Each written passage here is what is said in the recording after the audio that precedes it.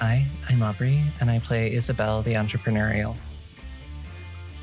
Hi, I'm Legacy, and I play Rosanna, the faithful. Hi, I'm Scott, and I play Arthur, the faithful. Hi, I'm Termite, and I play Piper, the undergrad. And I'm Bloodied Porcelain. I'll be your storyteller for the evening. Hunting makes a person's world very small. Whether predator or prey, the world constantly shrinks as one closes in on the other. The hunted might dodge or duck or distract in an effort to enlarge their world to make it so big that they can hide in it. Once more until the hunter gives up and moves on. Sometimes that even works. Most times it does not, and the world gets smaller and smaller and smaller. The peril for the hunter, then, is when the hunted stops running away and starts running toward. Suddenly the world is shrinking twice as fast, and it is the predator as much as the prey who finds themselves running out of room to maneuver. Collision becomes inevitable, because there's just nowhere else to go. Nowhere left to run. Nowhere left to hide. Nothing left to say. Nothing left to decide. Tonight, our hunters find their world getting very small indeed. So small that who is predator and who is prey is no longer clear. Only that we are dangerously close. Don't bother checking your watch. It's dying time. Good evening, players. Hello. Hello. Hello. Last week was a lot, huh? That's the word for it. Yeah. Last week there were big emotions, big revelations, heartfelt discussions, and considerations being made about people's futures. Where all of this is going, where some might draw the line and what they're willing to do for their friends, and what others might expect from those they hunt with.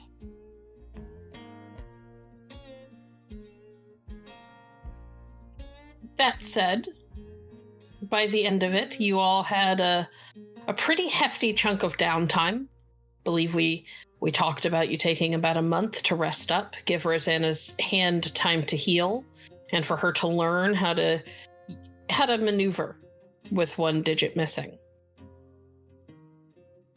Give Arthur time to get back to full strength, and Piper time to kind of recoup some of her mental fortitude.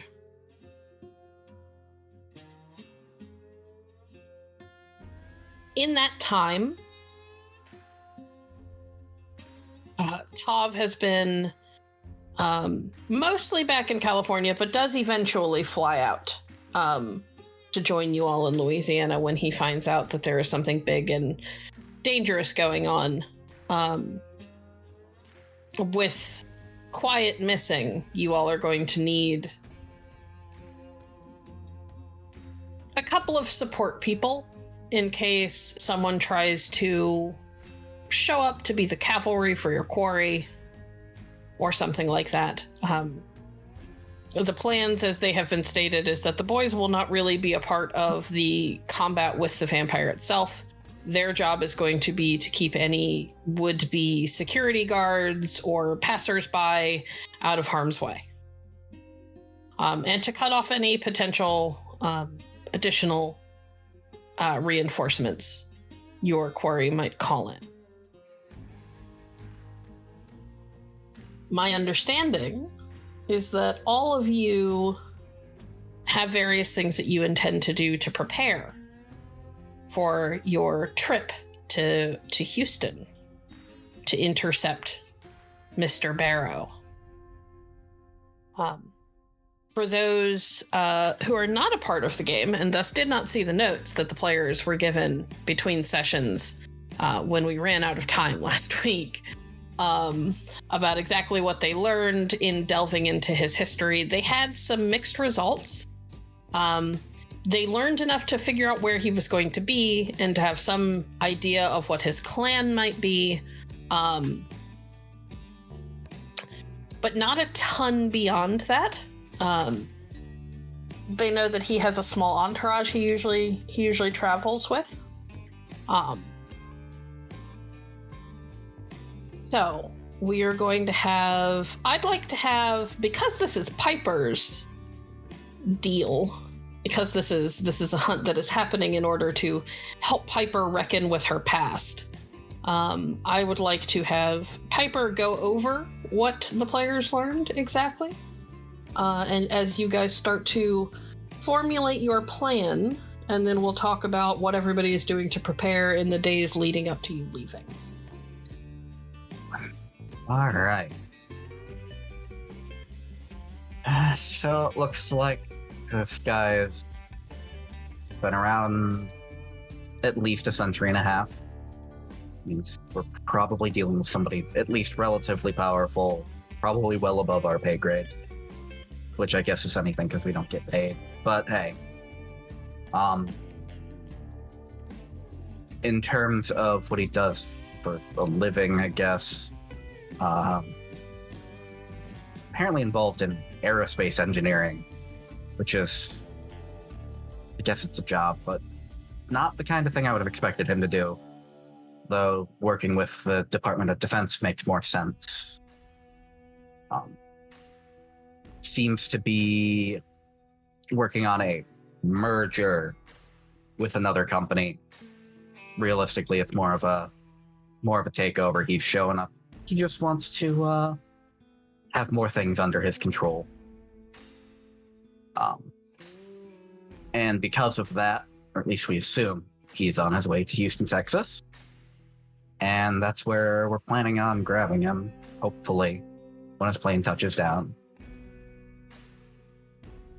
He is going to be traveling with, or at least he usually travels with, at least 3 other people, one of which we know is a human, or at least human adjacent. But we can't really confirm anything about the other 2. But either way, there is a non-zero chance that they're more or less innocent. So we need to be careful about them when we deal with this.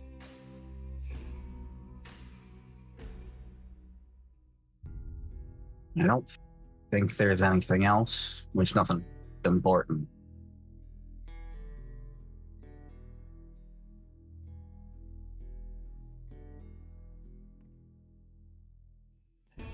You're all there. You can respond. So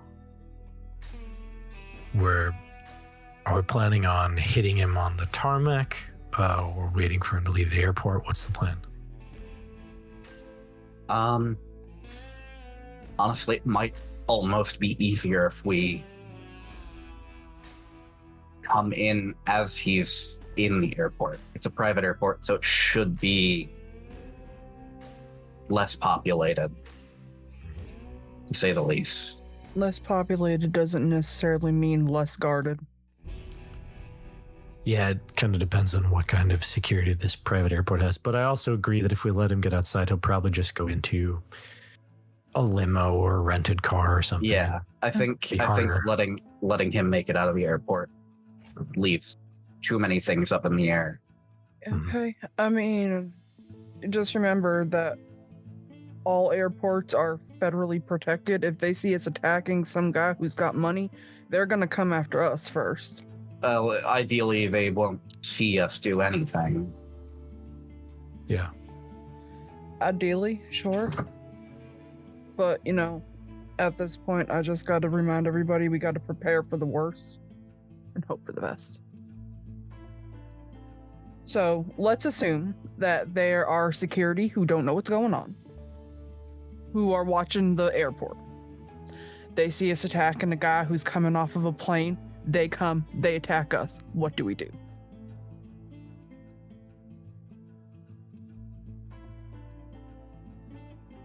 I would say we try to take them down without killing them. I At can least attempt non-lethally. Yeah, I can make some tear gas and various things like that. That'll hopefully help disable them.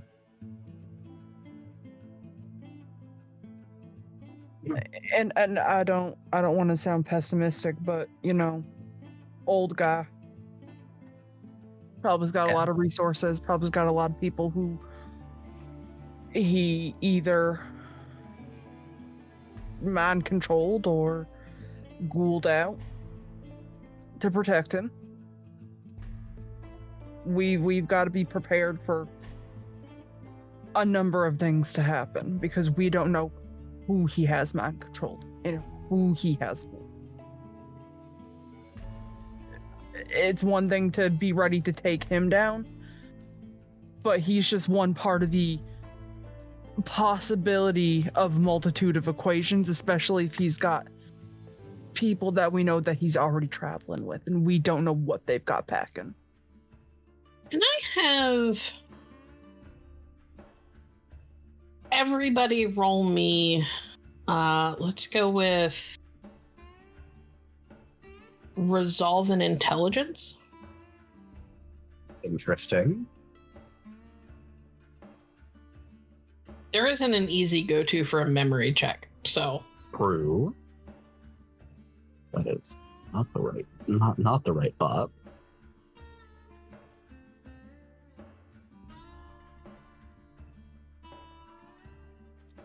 do not waste willpower on these. Just Arthur remembers nothing. I saw Arthur got 0 successes, so I was like, "Don't waste your willpower; it's not worth it." Okay. It's just like Isobel got one. Okay. Funny enough, I think the one person who is the least likely to want to take this route is the person who had the best memory for it. But Piper is very close by. Piper and Rosanna, you guys have already agreed to work with the SI, who have their hooks in the federal government. Half of the SI's operations in the US is like NSA and Homeland Security. If anybody can help you deal with potential issues at an airport, it would be them. It is up to you if you want to make the call, but I just wanted to remind you as the storyteller that you've already agreed to work with them. Their resources are at your disposal. Yeah, I thought of that, but I realized speaking Arthur of, would not have. during the month of downtime, you guys all received private contractor like paperwork. Should I assume that everybody filled theirs out? Yes. Yeah. Yeah. Mm-hmm. Rosanna did not? I said yeah. Oh, okay. I thought you said no. It sounded like you said no. She just threw it out. Reluctantly, and at the last minute, Yep. like 11:59 on the. On the day before it was due, like it was some sort of college exam. Okay. You guys have all basically been brought on as private contractors for now, but it has been made clear that if at any point anyone wants to become a proper full-time employee, the offer is on the table.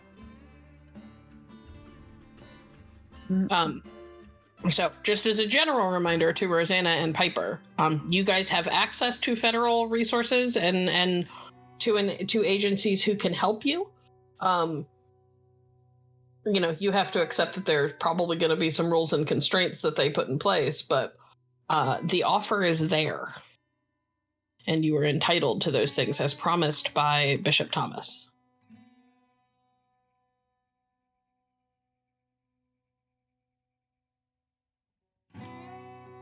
Yeah, it'd probably be helpful, but it's not something Piper would opt for in this situation unless somebody else brings it up. And, So you're not even going to mention it aloud? Well, let's remember what we have on the table, just in case we need it. Technically, we are working for the Second Inquisition. Oh, If- I'd rather them not get involved in this. I'd rather them not be more involved in this than they already are, rather. well, yeah, but I'm realizing that I can understand Rosanna's point that if we attack someone in an airport, it may just look like we're domestic terrorists. Which I don't But think any I of us also- want. I also think that it is better than letting him get in his car, because then we don't know where he's going and what it'll look like there. So I understand the airport is the best place, but maybe But not just tear gassing an entire airport. Yeah, because that's how we end up on the news. Mhm. Yeah, But if especially yes, I can considering help the with two that. of you, at least, no, three of you, have at one point or another been involved in another explosion. Rosanna and Arthur were both part of blowing up a block of apartments, and Piper's dorm room exploded. And he's already under investigation for tax evasion. He's a cult leader. Yeah, this doesn't look good if domestic terrorism just gets thrown on there as well. But, We don't have to use them. No. And trust me. but if there is some way that they can help us isolate him Yeah. potentially before he's fully out of the airport, or get through something so that we can be maybe on the tarmac when he lands. Or they might That be might be able easier. to find a way to mitigate and do some damage control for us so Mhm. our names and faces mysteriously disappear from footage. Yeah, and Because- so that the airport doesn't send backup. I know that you don't want to get the Second Inquisition involved, and I know that you're really good at the technology thing, but we aren't going to have the time for you to hack into federal buildings to delete evidence because we're going to be a little bit busy.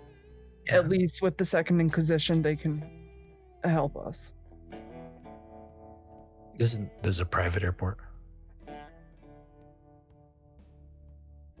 Is it like a private, like a what are they called? Private jet agency, or is it like a small city airport? Because there's a difference. The airport is one of those small ones that is owned by the city, but is primarily used by people who own their own planes. Mm-hmm. It's pretty high end, pretty exclusive. There isn't a ton of security per se, but it's more like, because not a lot of people go through here, they don't have to put a metric fuck ton of security in place, but there is security. Right, for sure. And because it is an airport where people make domestic flights in and out, it does fall under federal jurisdiction. Mm-hmm. Yeah. Yeah. So So- I know you don't like the idea, but honestly, it is our best bet to get them to at least keep things off our back while we're working. Mm-hmm. Mhm. All right. Okay, so who's going to make that phone call?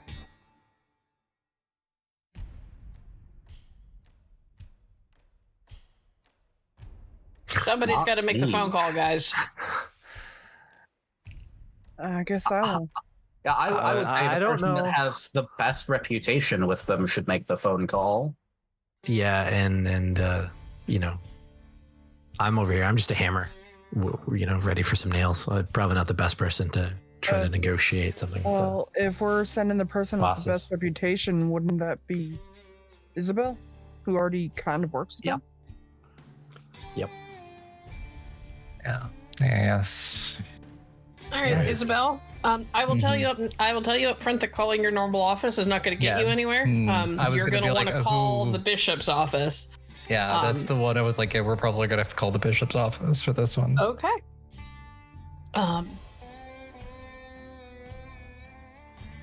Before we get started, are you going to do this on speakerphone with everybody around you? Are you going to step out of the room? What's the plan? I'll do it with speakerphone with everyone around me. There's nothing Okay. that I want to hold back from this, so All right. You pick up the phone, dial the number. It rings a few times before a voice picks up. Bishop Shaw's office. This is Sister Mary Christopher. How may I assist you? hi, this is Dr. Isobel Moran. Dr. Moran, we were wondering when we would hear from you. I got your paperwork a few days ago. Lovely. Yeah, we were wondering, we have an operation to do in the next few days, and we wanted to make sure it wasn't going to ruffle too many feathers. I see. Could you provide me with details? The bishop's not in his office at the moment, but I have been authorized to help you along with anything you might need. Okay. We've identified a blank body coming into the Houston airport, correct? Yeah, Yes. airport in Houston. Airport in Houston, this specific airport in Houston, which I will say. Okay. Yep. And we just wanted to make sure that we weren't going to cause too much of a ruckus as we deal with them. I see. All right. It will take me some time to make the appropriate calls and get the approvals to make sure that this is all on the up and up, but I can certainly give you a call back. Sounds wonderful. Is there anything specific that you're looking for, or is this mostly just to make sure that you don't end up on the nightly news or with a rap sheet any bigger than some of your companions already have? It is mostly that one. Okay. Well, then I will make some calls and see what I can put together for you. Thank you. If you and your friends could send a dossier and an operations plan to this email, and she will provide you with an email, just so that I can present it to the people who need to sign off on the support. I can send you a format if that would help you put it together. Probably, yes. Okay. Should I have it sent to Miss Ash? Yes. Okay. Well, it was lovely talking to you, and I'm sure I will hear from you soon. I'm sure you will. And she will say goodbye and hang up. You're going to have to fill out the paperwork, Piper. I'm not doing that. Piper, about 10 minutes later, you do get an email. It's basically like an example. Like somebody did like a mock-up of an operations plan and then like requisitions forms. Basically, this is what we're doing and this is the support that we need. It's with your intelligence, it's pretty easy to figure it out. It's going to be time consuming, but you can do it. All right. And honestly, Isabel's history of working with the government, she can also help a good bit. Between the two of you, it'll be fine. Isabel has said that she won't write it for you, but I'm sure she can give you guidance on on what language to use. And listen, as long as it prevents me from being accused of domestic terrorism again. Yeah. I mean, yeah. Definitely don't need that hanging over me. But that also, is there anything beyond them just keeping, everything from getting out and making sure nobody's going to poke in our business that we need from them? I mean, I don't know. We're gonna need to fight. Yeah, I think we And should take see it. what we can put together on our own first. Mhm. Yeah. Yeah, I know when we dealt with the werewolf last year, you were able to at least make something, right, Isabel? Yeah. I can make some things. I've gotten a little bit better with improvised gear. But yeah, that's a lot of improvised stuff. So If it works, it works. yeah. Right. Doesn't matter if it's a dry ice bomb that kills a vampire or it's a C4 that kills a vampire. Either way, it successfully kills a vampire. Patty, who is nearby, sort of looks at Arthur like, do you really think that doesn't make a difference? Because it makes a difference. Like, the look on his face is there is a significant difference between those two types of explosives. Plastic explosive. I know. Improvised explosives. I understand that, but I'm just, I'm just, you know, Isobel, like, don't feel self-conscious about whatever it is you come up with. Okay, yeah. Don't I feel- am mostly gonna focus on making things that we can use to disable the humans. Yeah, don't be shy about your C4 dry ass bomb. I don't think Yeah. combining those two is a good idea. No, So either, no, it's not. Theoretically, if we're talking science, I don't know if C4 and dry ice would actually ever set off because of the way C4 works. And Isobel just kind of does a little bit of science ramble for No, a second. I don't think Piper's gonna be like, no, I don't think it would set it up. It might, if anything, it might make the C4 less effective. Yeah, Okay. but Isobel knows not to base her ego on what type of explosive she makes, I guess. yeah, I guess so. Yeah. I'm glad we got this talk. Very important. I imagine this talk is happening as Piper is like working on an outline for this. Oh dear. We've lost Arthur Arthur. died. Arthur's ego was directly tied to how people reacted to that. You know what? I'm out. But yeah, working on an Get out of my outline for house. this operations sheet, which she is entirely opposed to. Fundamentally opposed to. Okay.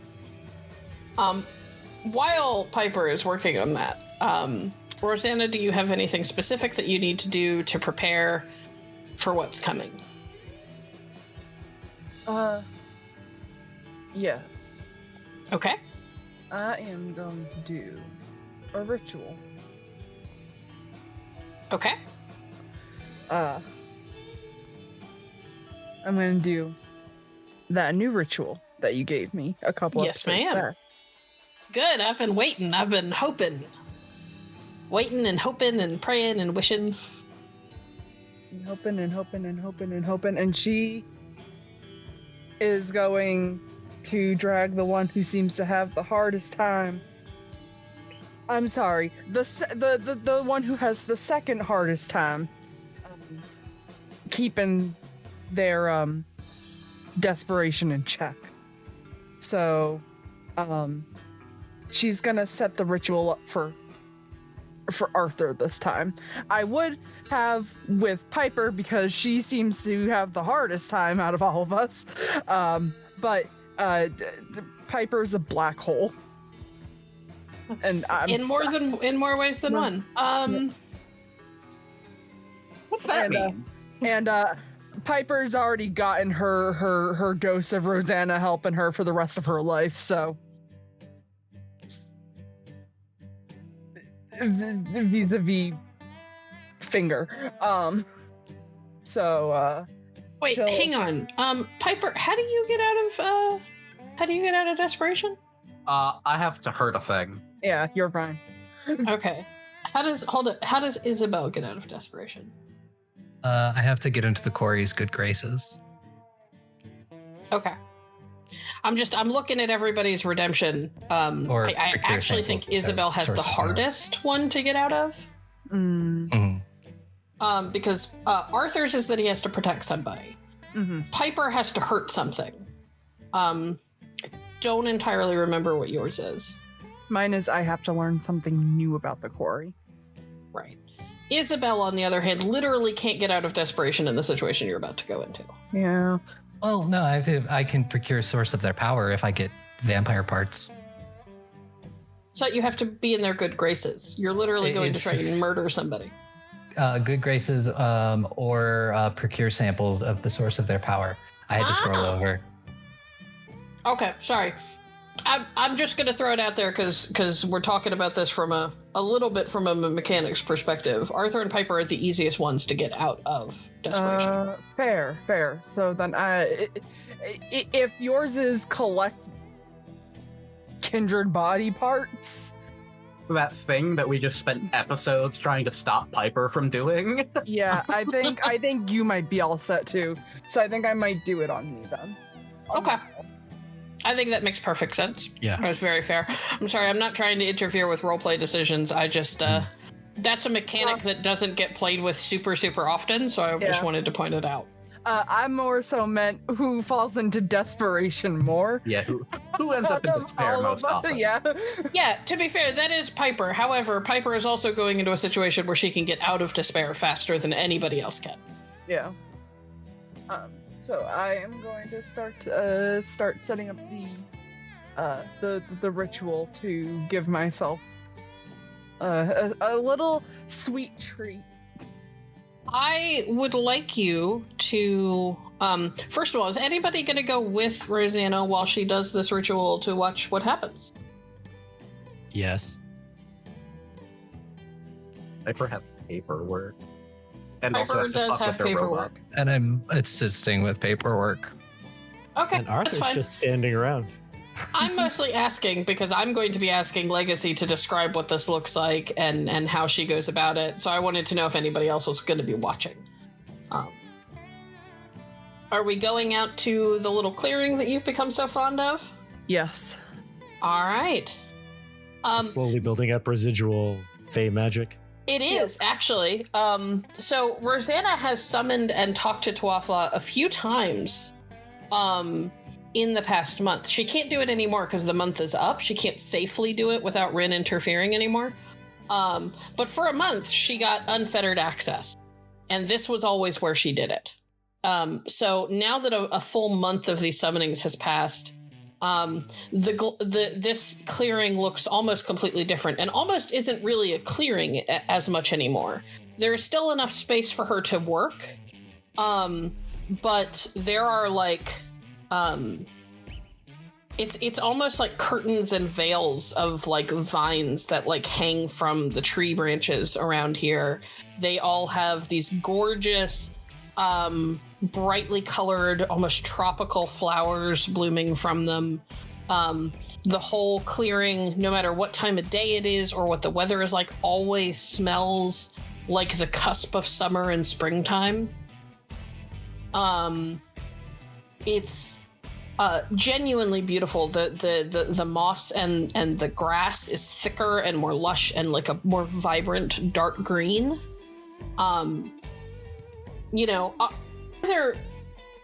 Given that your wife works in the garden all the time, there's a tiny part of you that is just like, I wonder if all of this non-native flora is going to be a problem. Right. But it also Invasive doesn't species. it doesn't seem to be spreading too much so far. It seems to be pretty centered in this area where all of the summonings have happened repeatedly. So you're hoping that it's going to be okay and that at some point you're not going to have to come out here with like a flamethrower to burn off the invasive species before they spread too far. Mhm.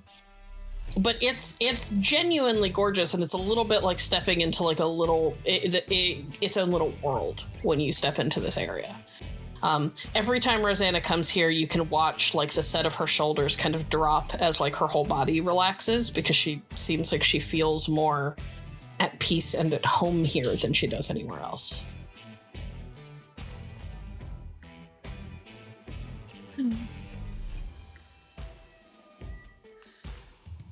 All right. Now, this is one I haven't had a chance to really work with yet because I haven't had to use it. But I'm going to play with a little bit of fate. Did you just say you're going to play with fate?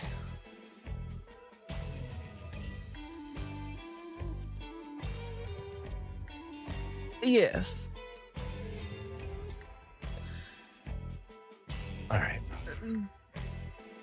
Listen, it actually ties in much more with my religion than it does with my magic.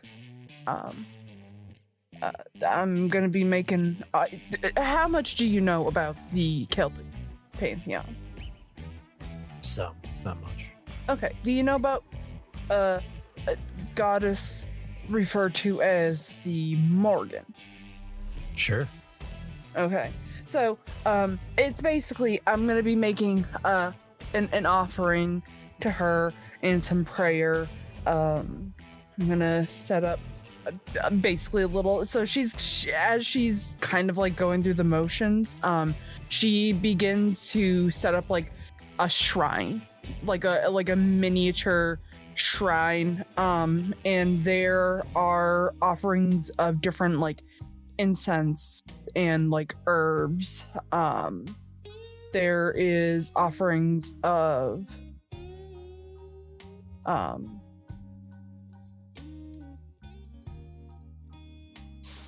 seeds for corvids to come and eat. And as she's setting up the shrine, she's basically explaining to him like the significance of like what she is doing, setting up for this ritual. She is going to begin to make a couple of circles with salt and sand, and a little line that draws up from those circles to touch the base of this this mini altar that she has kind of cobbled together. She pricks her finger and drops two little blood dots right in the center of where the two circles and the lines connect. And she gets on one knee and begins to kind of take those where she put those two dots of blood and begins to make another just like perfect circle using the little bit of residue from the the collective pile of the salt and sand. And she is, let me look up this again.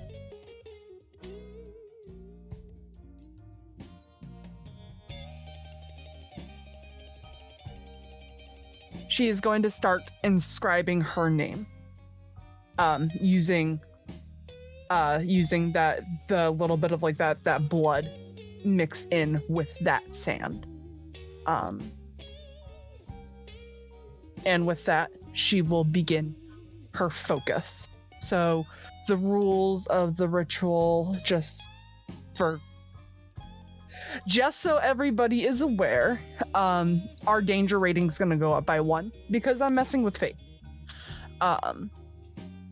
And as I step finally into that circle to begin that kind of like bringing fate down to earth process, I will go ahead and make the is my wits and occults.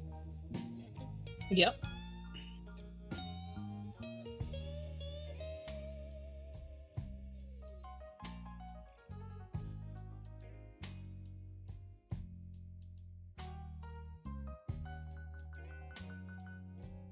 Excellent. It works. Perfect. And after a moment or two of just silent prayer, she'll begin to touch the ground and just move that sand to wipe away her name, and bring the sand just a little bit closer to her, kind of forming like a path for that magic to flow from the sand, from the salt to her feet. And she's barefoot, and like a long skirt right now, allowing basically whatever magic this is to fully just like get in touch with her. in the way that is most intimate with her magic. Yep. And as that happens,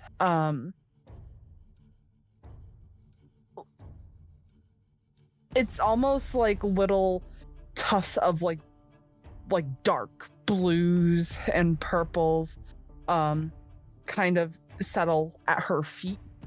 And that is the magic itself beginning to work, and like the bindings of fate. And that's how that ritual is that's how the ritual works.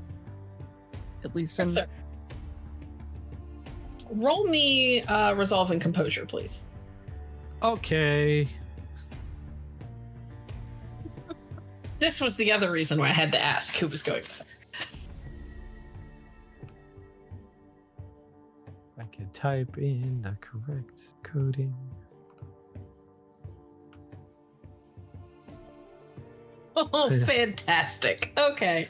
You don't need to roll. This isn't going to hurt you, but this is going to be so fucking funny. So you're watching as these blues and purples settle at Rosanna's feet and begin to it almost spreads a little bit like water at her feet until it like flows like between her toes and around her. And then slowly almost seems to like be absorbed up into her body. And you can feel like the air around you gets thicker. It's almost like standing outside in the calm before a really bad thunderstorm. Like everything just feels tense and heavy. And you're so focused on Rosanna and so convinced that something is about to go terribly wrong because to you it feels completely unnatural. Yep. That you are not at all prepared for what happens next, which is a burst of crows erupt from the trees around and behind Rosanna and take flight. There's black feathers everywhere. It's almost like being in the movie The Birds. For just a moment. Just completely startles the fuck out of you. And had you botched that roll, you would have pissed yourself. But it mostly just gives you a minor heart attack for a moment. You're like, yeah. Arthur goes into defensive stance, gets ready to fight. Feathers everywhere. Problem is his mind is thinking of different things, and he doesn't know much, but he knows messing with fate, not good. Doesn't end well for the Greek heroes. Morgan, death, war, fertility as well, but not good. This is not good. All bad. All very bad. It's just thoughts racing all over Rosanna, the given place. your knowledge of the Irish pantheon, I mean, crows are a symbol of the Morrigan. And as far as you can tell, your ritual worked. You have the blessing, so that seems like it might have been a sign that you have been blessed.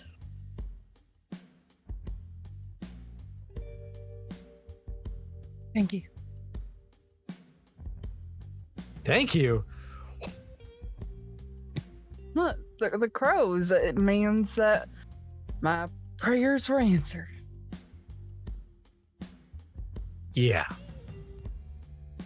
And I hope it works out well. I think it will. I had a connection that is unlike any other. My gods are different than yours. But the fact that her symbols made themselves present, it's got to be a good thing.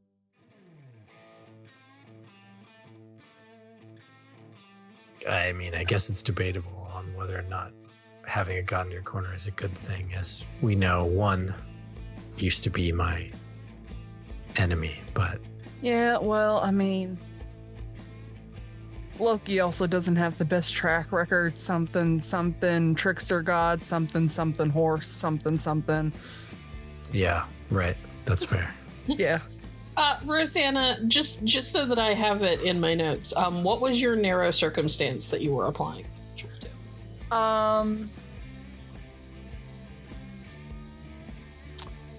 Oh God.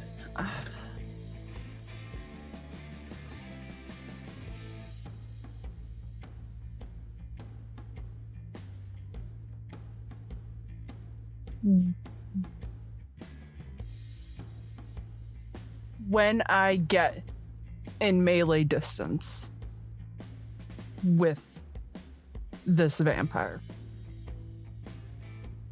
So in battle with the Andrew vampire. Barrow? Yeah. Okay. In melee with Andrew Barrow. Okay, that's a very okay. Cool. All right. I hope you're not planning on being in melee, but Yeah, Arthur would definitely. If you try to get in the way of fine that. with me being a little bit broader and just saying in battle with Andrew, I would take that too. I would say something like in battle with, and then whatever tool you're going to use, Okay. or whatever distance you're going to be at. I think is Okay. is So fine. then I'll say in battle with my bow and arrow. Okay. That sounds good. Cool. All right. Sorry, Isobel. Yes. Sorry, that rule is just a little like. It is very vague. That's Yeah. fine. Is there anything else that you wanted to do, Rosanna, or was this it? No, well, let's see. Ritual scared the shit out of Arthur. Nope, I think I'm good. Mhm. And make a Loki and a horse joke, which we've been missing that this season. So at least we finally snuck one in. Every goddamn show I run, it has to come up at least once. I'm pretty sure it's come up in every season of this except the first one. It's because most of the shows you run are at least tangentially related to Loki. I can't help that all the worlds are connected. Okay. Arthur, was there anything specific that you wish to do? No. Other than to get the shit scared out of you by a bunch of birds? No, the only other thing would just be talking with the boys about their role in Operation, whatever we're calling it. That's it. But it Okay. doesn't need to be an on-camera thing. Well, no, I feel like it should be. Everybody gets their chance to prepare. You will find Patty and Tav talking quietly. They're in like the backyard of the big house. They have taken to hanging out there when they are working with like weapons and stuff like that because there's a fence and it's offers a little bit more privacy. They're trying to be respectful of all of the people on the compound by not like flashing guns constantly. Everybody on the compound is kind of aware that they have them, but it's one of those like, we don't need to necessarily be like field stripping and cleaning big ass guns in front of all of these people. So Right. But yeah, no, they're out there at like a picnic table that Katie Lynn has set up for them to work at. And cleaning a wide assortment of weapons, from guns to knives that you've never seen before. You even see that Tav has has a pair of brass knuckles in front of him, alongside the guns and other things. Patty, Tav, how's it going? Yes, all right. How you doing, boss? You ready? Yeah, as best as I can be. Kind of leaving the operational analysis up to those who are more keen on that sort of thing. Did get my heart nearly out of my throat from crows just a little bit ago, but that's a different story. But I wanted to talk to both of you. I know that since we don't have Quiet with us anymore, things are going to change in the way that you two operate. And I feel like you both operate pretty well with each other. There's a little bit of a closeness here. Not really going to get into that too much, but you get what I'm saying. Both of the boys just sort of like arch an eyebrow. In that you both seem to work together on everything pretty well. Like, you know each other's movements. You know Boss, you where don't the have other's to make gonna it a be. thing. It's like we're not ashamed and we're not uncomfortable. You're the only one who's uncomfortable here. Oh, well then fine. I just didn't want to make it seem like I was implying anything about the either of you. I just want to talk to you about the plan, what you plan to do, and how I can help with that, how we can help each other with that, because I know in the past I've usually come forward and been like, I'm in charge or whatever, and I didn't want to make it seem like I was interfering with my two experts here. I mean, we've been given our tasks, which is mostly to keep other people from getting involved. Mhm. And that's what we intend to do. Isobel made it sound like we weren't necessarily supposed to get involved with the little retinue that's with the guy. Yeah, right. So we'll be making sure that nobody else gets involved if anybody else is there. Yeah. It'll be harder without quiet, that's for sure. Mhm. But I think we'll be all right. Not having Overwatch isn't necessarily a complete detriment, and your girl Piper is usually pretty good at having eyes in places other people struggle to see. So maybe she can help a bit with that. Yeah. I'll talk to her. Make sure that she's keeping that in mind, because it's our success is going to be up to the team's success, and you keeping other people from joining is highly important for that situation. So, Well, I think we'll be all right. We'll do our best at the very least. Try to make Yeah. sure that nobody sneaks up on you and kills you when you're not looking. I would really appreciate that. I kind of nod a bit. Is there anything we should know about fighting? Is this one a vampire or is this another fucking werewolf? No, this one's a vampire. Pretty old one, actually. Anything we should know? Not sure a whole lot about him, unfortunately, other than he's old and potentially powerful. We're not sure what kind of vampire, what kind of powers he has. In general, what are we looking at? Oh, well, this is what I know. I know that vampires can take a lot of damage. They can move very quickly, like impossibly quickly. They're very strong, or can be very strong. Sometimes they can turn into animals or manipulate shadows. So basically every nightmare fuel thing you can think of is a possibility. Right. I'm a little bit more interested in how the fuck do we kill him? Oh, lots of damage as fast as possible. Fire, sunlight, staking them in the heart will put them into a kind of half-dead state, which makes them easier to kill. At that, Patty kind of looks over at Tav, who mutters something in Russian, and Patty actually answers in Russian. And then Tav sort of nods and stands up, and kind of wanders off. Leaves out the back gate. Patty kind of turns back to you and kind of gestures for you to continue. Yeah, I didn't say anything offensive, did I? Oh no, he went to get stuff to make steaks. Oh, yeah, that would be a very good idea. I have a couple myself, but they're crudely designed. But yes, Well, it's so just a piece of fucking wood with a point on it, so I don't think ours are going to be any better. But as long as it's effective. right, it does put them into a half-dead state whereby they can be more easily killed. Yeah, cutting off their head will work.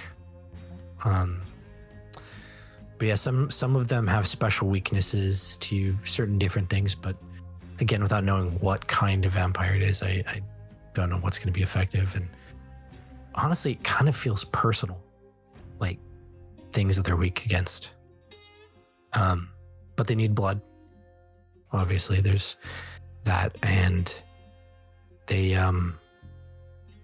can get very bloody if they are low on blood or haven't had it in a while. So I assume this guy will probably have likely fed recently, and I don't know if we're going to have to worry about that per se. But yeah, that's what I know. All right. Thank you, boss. We'll do what we can.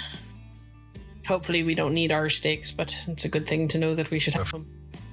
Mm-hmm. Yeah, it would be... You want to get them right in the heart if you can. Which I assume both of you would be able to do much easier than I can do. Do our best. I think Isobel said she was going to be working on shit that goes boom. So that will often work very well because, like I said, as much damage as you can as fast as possible. Gotcha. All right. Well, we'll get back at it, and we may. I sent Patty to get some of the spare posts that you all use for setting up fences and stuff. So you might have to replace a few, but they're sturdy and good quality, posts? So unlikely to fall apart. Right. What's a few fence posts for an option, you know? Aye. And he returns to working on his guns unless you have anything else you need to say. Nope. I will just let him go to it. All right. Anything else that you need to do, Arthur? Isobel. Yes. You have a laundry list of things that you need to accomplish, so... Yeah. I'm not going to make you roll to help Piper. You're doing other things, and occasionally Piper stops you and asks questions. And you look over her shoulder and say, you say this instead of that, or put this over here, and that sort of thing. It's all very simple. I'm very familiar with bureaucracy. Okay. So I know that the first two things are specific to Isobel and her thing. I think that we should talk about that second, and focus on your gear and ordnance. Okay. First, and we'll do the conversation with the boys after. Yeah. Mostly so that we don't make the audience listen to me doing a bad Irish accent for the entire first half of the show. Yeah, that's fair. So what do you have in mind for gear and ordnance? Well, for ordnance, I'm mostly going to focus on making things to disable human opponents, tear gas, smoke bombs, things like that, that we can use to hopefully just at least take, I don't know if it's enough to take them out of the fight, but it's enough to make it so that it's harder for them to help him. Okay. Remind me how your improvised stuff and your ordnance, how all that works. So for ordnance, it is a composure science roll. And for improvised gear, it is a intelligence plus craft, technology, or science, depending on the tool. Okay. Well, let's start with your ordnance. Mm-hmm. I'm assuming you are going. I'll say that your like tear gas and stuff will all count as ordnance. So let's start with that. How many rounds are you planning to make? If I can just make like 3 or 4. Okay. Is there a minimum success that you have to roll for ordnance to work? 4. Okay. So let's roll, and we'll say that 4 has you succeed on making 1, and for every extra success you create more. Yeah. And you can make multiple rolls. They can be extended. It just means that I'm basically gonna factor that into how much time you have to spend on things before you leave. Yeah. Would this count as chemistry? I will allow you to use your chemistry specialty. Cool. Unrelated question. What like well, actually it is related, but what desperation are we at? Just in We are at 3. 3. Danger 4, desperation 3. All right, I won't use it yet, but we'll see. Just because I mean I got a decent pool.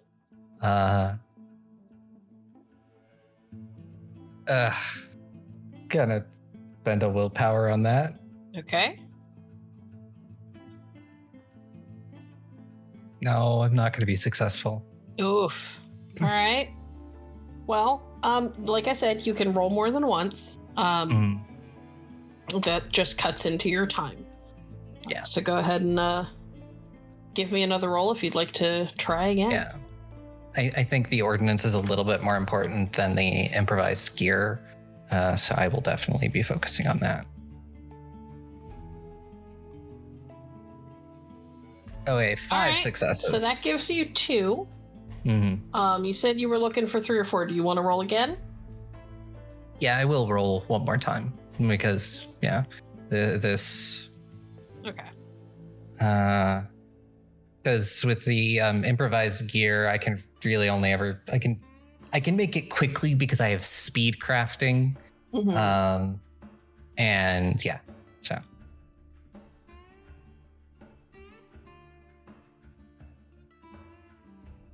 Oh yeah, and that is 6 Very successes. nice. And with that With a being crit. a critical, I will allow you to get 1 extra. Cool. So that puts you at 2, and then 4. So that's a total of 6. Yeah. So Oh, you have 6 pieces of ordnance, which you can divide between, like, you know, a tear gas or you know, like a small shrapnel grenade or something like that. If you want to do like big kerboom stuff, then we're gonna have to roll separately for that. But she's that's way too hard to hide, and that has too much of a chance for collateral damage for Isobel. fair.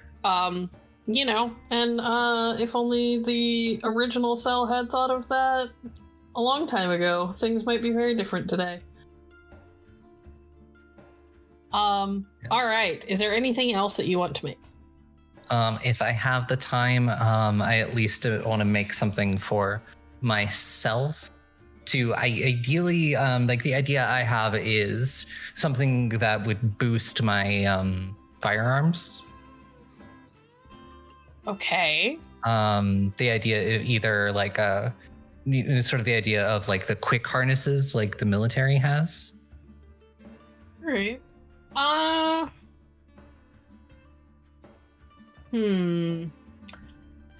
Okay. Here's what I will allow. I will allow you to make something like a quick harness, which could, if effectively instead of adding to, will give you an extra die on like dex stuff, because it'll make it easier for you to move. Or you can make like an improvised like sight for your gun, which will add to your firearm. Yeah, let's add to like an improvised sight to the gun. Okay.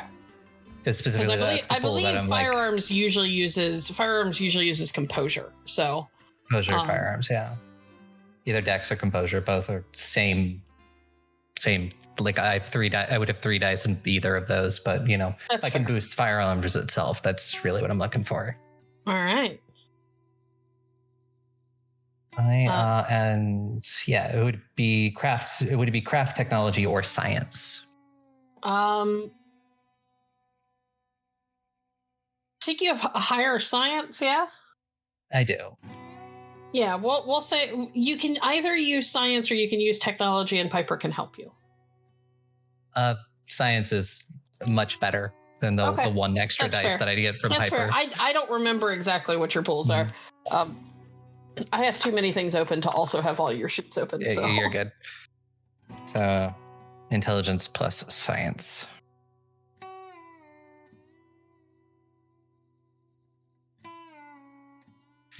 And this one's same, ordinances is difficulty 4. Okay, would you like to use your desperation because you are doing entrepreneurial things? Yeah, I think this time I am going to use desperation. Okay. Do it to it. That is 6 successes. Yeah, and you had to hit a 4? Mm-hmm.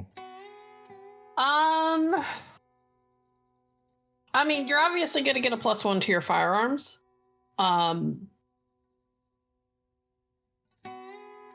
will say that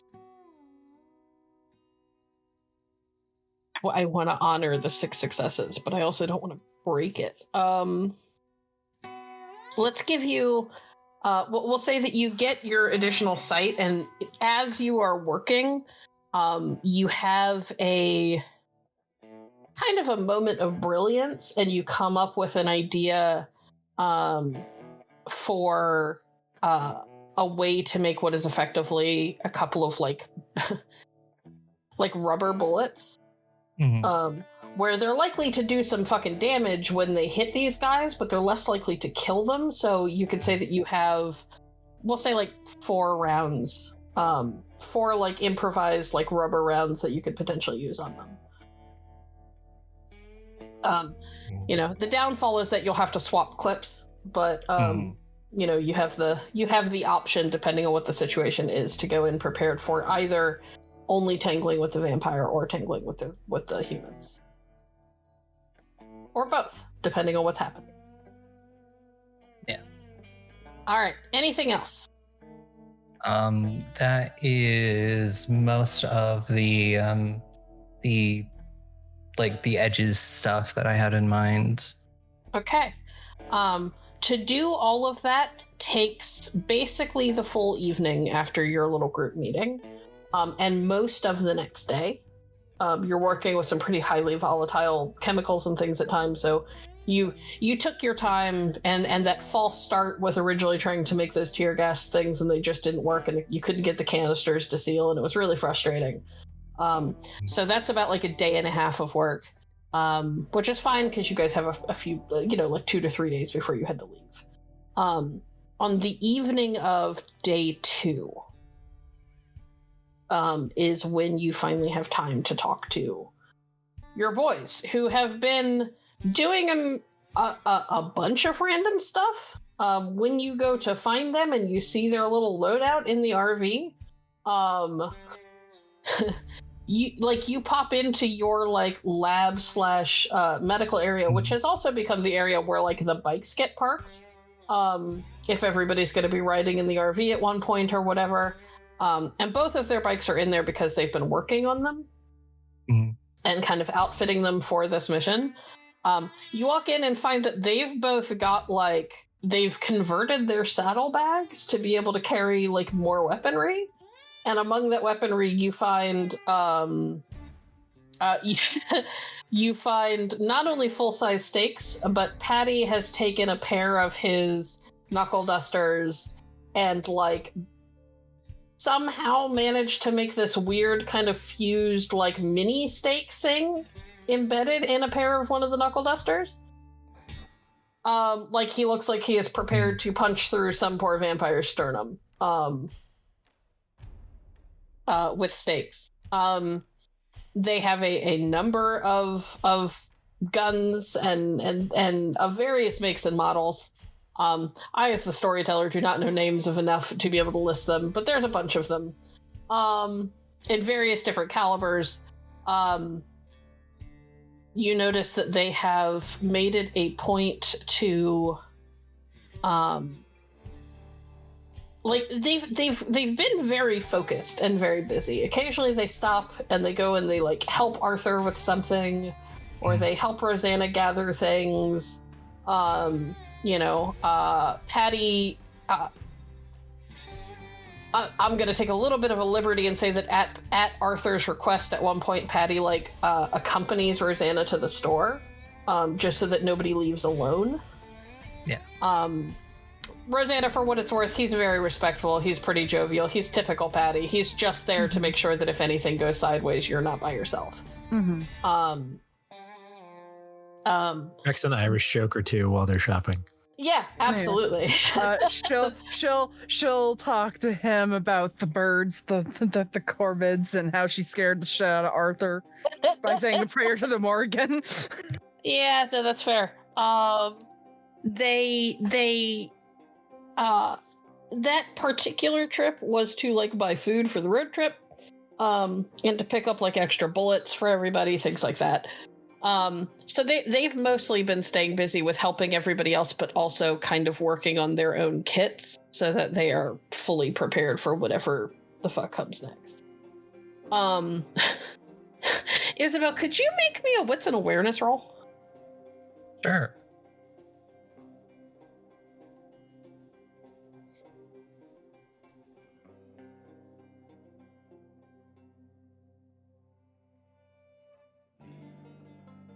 Two successes. Okay.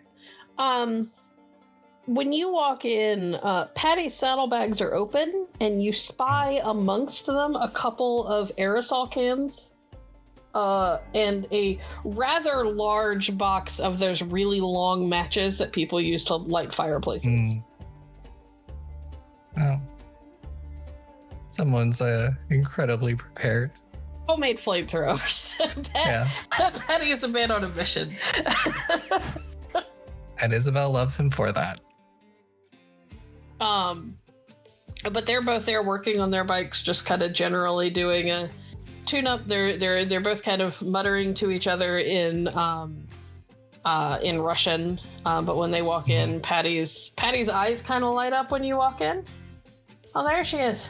Thought you were getting too busy for us. No, just all this preparation is eating into my time. Aye, I'm amazed you could stand up straight the way you've been bent over that work desk for the past, almost 48 hours? Trust me, I feel it in my back. Patty, without saying a word, gets up and moves behind you and starts to kind of work on rubbing the knots out of your back. Mm-hmm. So, boss, what do you got to say? Wanted to check, see how everyone was preparing, and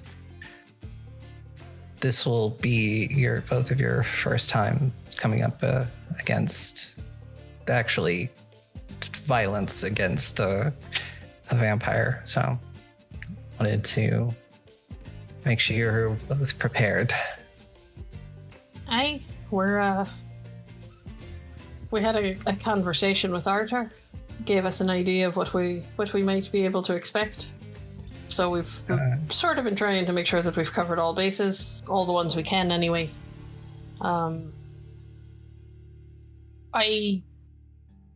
I was out with Rosanna, we went to the medical supply store. I stocked up on gauze and tread and all that stuff. It's not much because, they don't exactly sell the good stuff to just anyone who walks in off the street, but they sold a fair bit of the basics. And I remember how the last big fight we all went, so... Yeah, it's better to be over-prepared. Aye, especially because, no offense to Arthur, but he bleeds a lot. Yeah, he does. And speaking of being prepared, Patty, do you still have the vials I gave you? I do. They kind of glance at each other. You could see them kind of exchange a look like, where's this going? As you both know, it is vampire blood. And if something were to happen, feed one of them to me. It'll heal me. Not a lot, but it'll get me back up on my feet. All right. So if something goes really wrong? Yeah. Something goes really wrong. And because when a normal person drinks vampire blood, they, I explained how like the ghoul thing worked. Get stronger, some abilities. And this is an idea. You are both, I fully expect both of you to say no. But if I were to drink one of them before we went into the battle, I would be a little more resilient.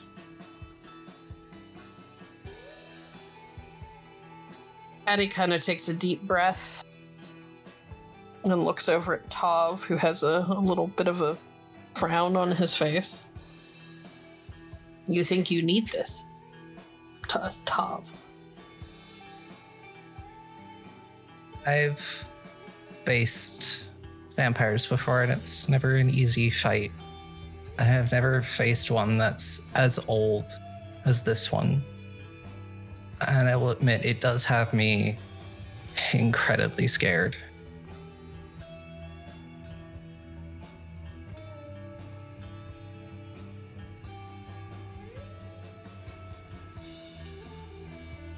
That's why I'm just proposing the idea. I leave it to both of you to decide if it is a good idea or not. But it is a weapon in our arsenal. And I would be remiss for not mentioning it. It's, as far as I can tell, it's been long enough that whatever I drank before has, for the most part, worked its way out of my system. I can't do the eye thing anymore.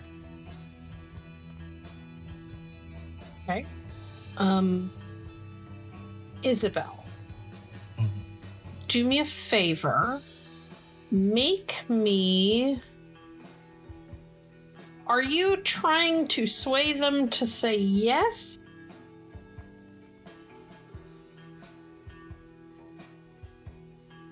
I think Or are you just trying to convince them to accept that you can be trusted with what's about to happen? I think she is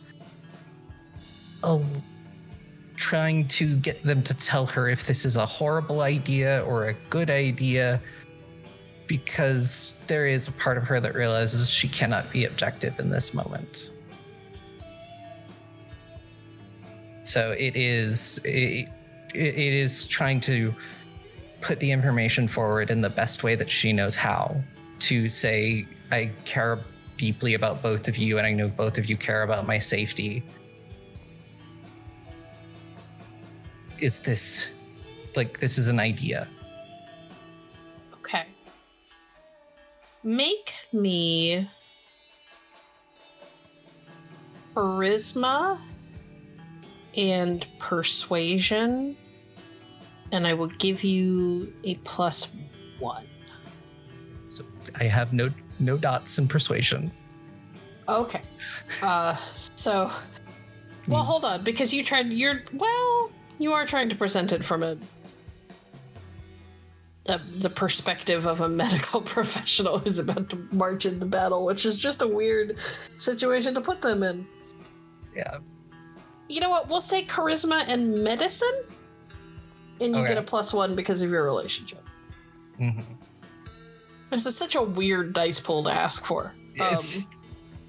It makes sense, because she is like, this is me as a scientist. This is what this blood can do. It'll make me stronger, a little bit faster, a little more resilient.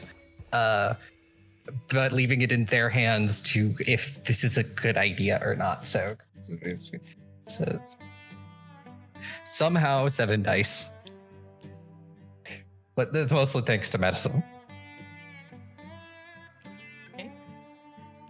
That is 4 successes. All right. So, just to remind me, you haven't bought the ability to speak Russian, right?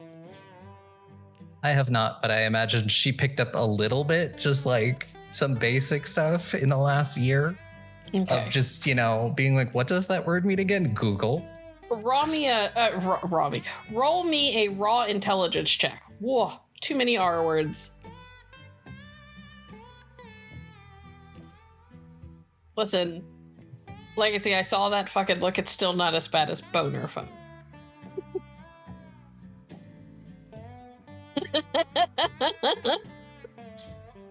That is no successes. Okay, yeah, you don't understand what they're talking about at all. They're talking very fast. But they are talking to each other. Their voices are even and quiet, but you can tell that it is a very serious conversation, and they both have pretty intense looks of concern and consideration. The only other time you have seen Patty look this serious was the day that you told him that you had ghouled yourself, and anytime they're playing poker. Tav always looks serious. Tav is just not a guy who like cracks a smile very often. In fact, if he does, you tend to worry that somebody's hurt. It's a resting Russian face. Yep. Resting Russian face. I like that. After a moment, they both kind of turn back to you, and Tav folds his arms over his chest and gives you a very stern look. We will allow this once. Of course. After this is over, the samples go. Of course. Then when we get home, I will dispose of everything that I have there. While we're watching. Yes. Okay. And Tav nods and Patty nods, and he disappears out into the RV and then comes back. You're not entirely sure how he could have hidden it in the fridge, but you know that he did, because when he brings the vial back, it's cold. And he hands it over to you. And then they both kind of stand and watch and wait. Yeah, I hand it. Isobel will look between the two of them and just say, "Thank you." And I'm serious. This is. I know how it sounds saying last time, but I understand. And we'll open it and down it. All right. I need you to, using, I guess, the dice roller that we have, just the normal dice bot, roll a d4. Yeah.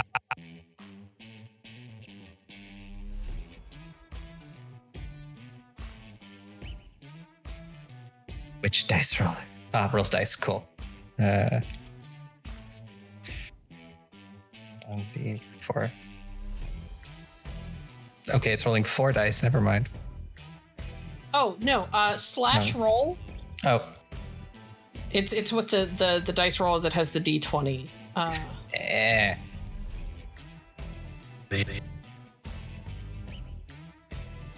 A 1. That is a 1. Okay. Let me look at the sheet that I made for Jave. Dun-dun-dun.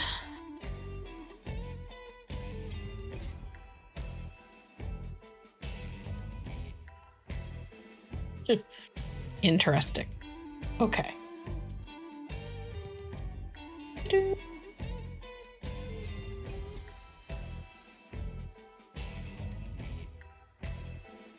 Where's the thing? Sorry, guys. Hold on one sec. It becomes obvious to the rest of the cell that Isabel's done something stupid when she suddenly can fly.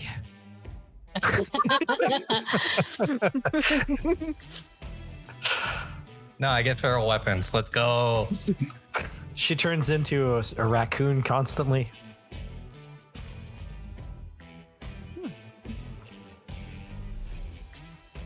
That would just make Legacy happy. So. Yep. Isobel would be the new Disney princess of HHS. Rosanna suddenly appears with like 5 more vials of blood. She does not answer how she got those. Here, Sorry. My demi-plane got all weird, and now I have to back out and back in.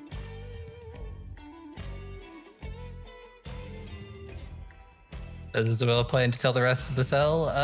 Maybe once everything's over.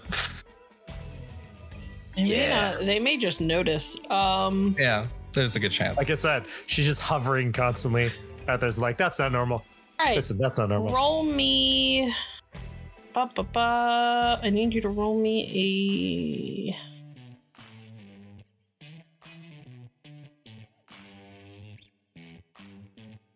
Roll me another d4, but I want you to call even or odd before you do it. Okay. Let's go even. Okay. A 1 again. All right.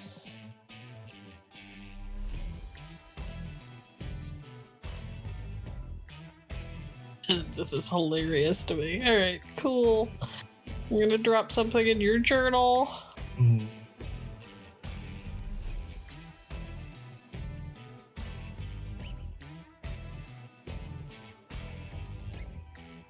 Okay. The weirdest option, but it's what you got. I mean, it's not bad. And you obviously get a dot of the power. I don't necessarily want Arthur and everybody else in the party to know yet, so everybody will find out later. Okay. Anything else that you want to talk to the boys about? Patty does point out that he's only got the one vial left. Yeah. So he will keep it with him in case you need it. Yeah. It's just the idea of if I go down, that'll start the healing process in me and hopefully get me back up. Understood. And that's that is a desperate measure. If there's nothing else you can do, use that. Don't do it unless somebody's dying. Got it. Mm-hmm. Specifically, she'll mostly say herself, because she doesn't want to inflict that on anyone else. Because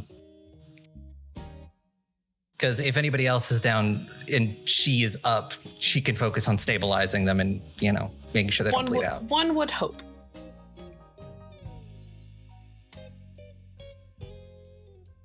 Anything else? Yeah, just enjoys the time that, before to leave and after this very serious moment between them, relax. Okay. Piper. Yo. It takes you a hot minute to get all the paperwork done and send it off. I know that you have things that you need to do with your robots. Is there anything that you need to roll for? The thing with the one on the ground might take a roll just to get the decision tree done. Okay. I believe it's resolve plus technology, but let me go double check.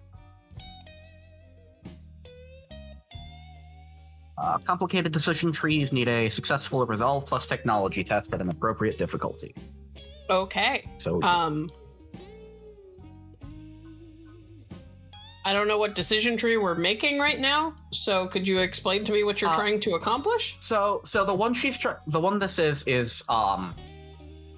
essentially if for some reason she loses her sunglasses in battle, and in doing so loses her ability to use Forth the Unnatural, the drone immediately will cease following manual commands. Okay. Until she has one, gotten the sunglasses back, and two, put a specific code back into the drone in that order. Okay.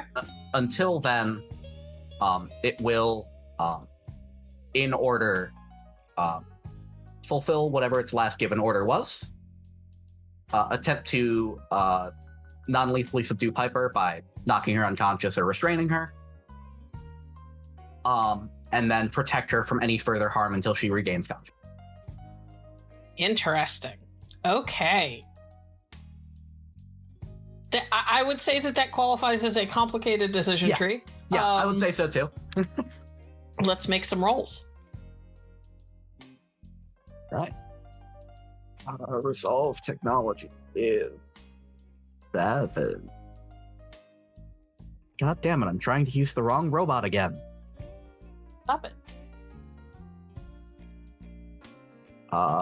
3. I would say for the first one, for the first step, which is losing your glasses, 3 is probably enough. Okay. Because all it's gonna do is basically go solo and fulfill the last command it has. If you want to do more, we'll have to roll again. Okay, yeah, I will do that.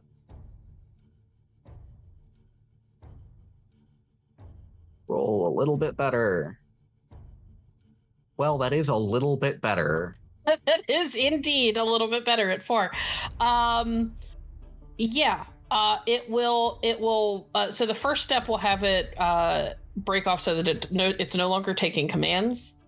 The second step is fine in that you have to get your glasses back on and you have to enter the code in order to regain access. Let's roll again.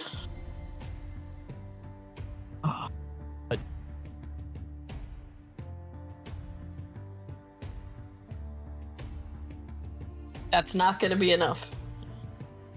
That's enough to get it to try to subdue you. One more time. To get it to try and protect you. All right. This is going to be the hardest. Yeah, which is understandable. I will. 7. Sorry, I can't count. Yeah, no, that's good. 7 will do it. It will. You basically have it set so that once you're unconscious, it is going to basically park itself over top of you. Yep. And it'll almost behave like a turret would, until you wake up. Do you want to make one more roll to try to have it recognize the identities of your companions in case they try to come save your life? Yes.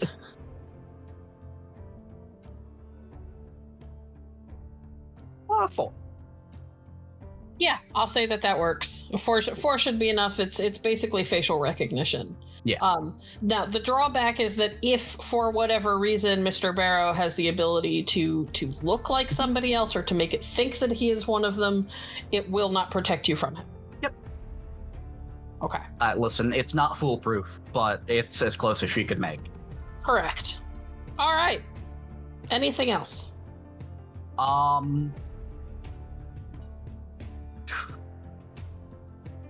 Would setting up the little scout drone to be able to give her warnings, like automated warnings that something is, that like people or civilians or such are coming to the airport, like going through the front doors would probably be the trigger.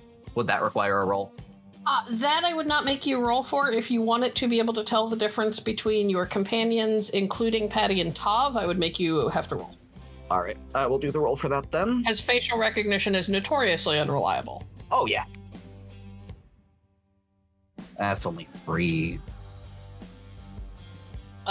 It will not cover everybody with only 3. It's good enough. Okay. You are pretty sure that it will recognize at the very least you and Isobel. Okay. But it keeps throwing up flags with any of the boys. And sometimes it works for Rosanna and sometimes it doesn't. You get the feeling that it may have something to do with Rosanna's hair. Because when she moves around a lot, her hair like falls into her face and that makes it harder for it to... And you have to test it in situations where sometimes her hair is in her face because you don't know what the situation's going to be. So, the boys are 50-50, Rosanna's 50-50, you and Isobel should be safe. All right.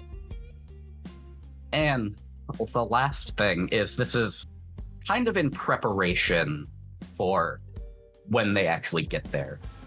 She basically wants to get, like, footage of, like, security cam footage of the airport when it's more or less empty that she can then run on a loop later.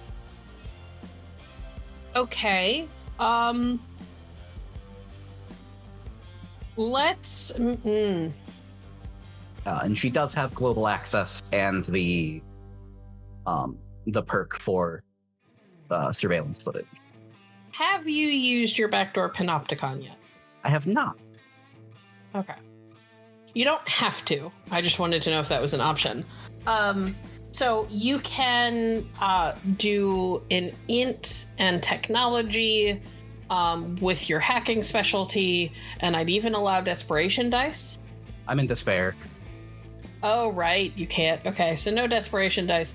Or you could use backdoor panopticon, which will just work, but you won't get to use it again for the rest of the season. And you don't know what's coming when it comes to dealing with Rin and everything. I'm just gonna do the roll. Okay. 7? You're fine. This is easy. Piper. The one thing I will say is that Piper works every minute that she isn't asleep for the time it takes up until you're supposed to leave. Oh yeah. Y'all have seen Piper in a zone before, but this is a whole nother animal. It's like Piper is almost a different person for a little while. Something about you're not sure if it's exactly what she's doing, or if it's the stakes of what's coming, or if it's the fact that she can almost taste something close to freedom for the first time in a long time.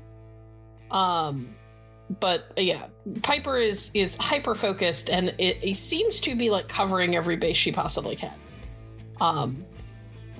And she has prepared a number of contingencies, including looped footage of the airport. Piper, why don't you read the report that you wrote out? I didn't think you'd actually do it, but since you did, I'm going to make you read it. I figured. All right. Operation Wheelbarrow. Target: Andrew Barrow, blank body no less than 150 years old, exact age unknown. Requested requisition/services: assistance in mitigating the fallout of the encounter, scrubbing footage, ensuring news channels don't air the story, etc. Operation plan: while approaching the airport, Miss Ash intends to interfere with the security system to hinder any potential reinforcements that are not contacted directly by direct witnesses, as well as to mitigate any work that needs to be done following the operation. To further hinder reinforcements, the team will have I only have placeholder text because I don't know how to refer to Patty and Toph in, government official ways. Yeah, they have provided you their names. Yes. We'll have Patty and Toph working to provide oversight and a physical barrier to those that may seek to intervene from the outside. Additionally, Miss Ash will deploy a drone to provide an additional set of proverbial eyes to provide warnings to the main team.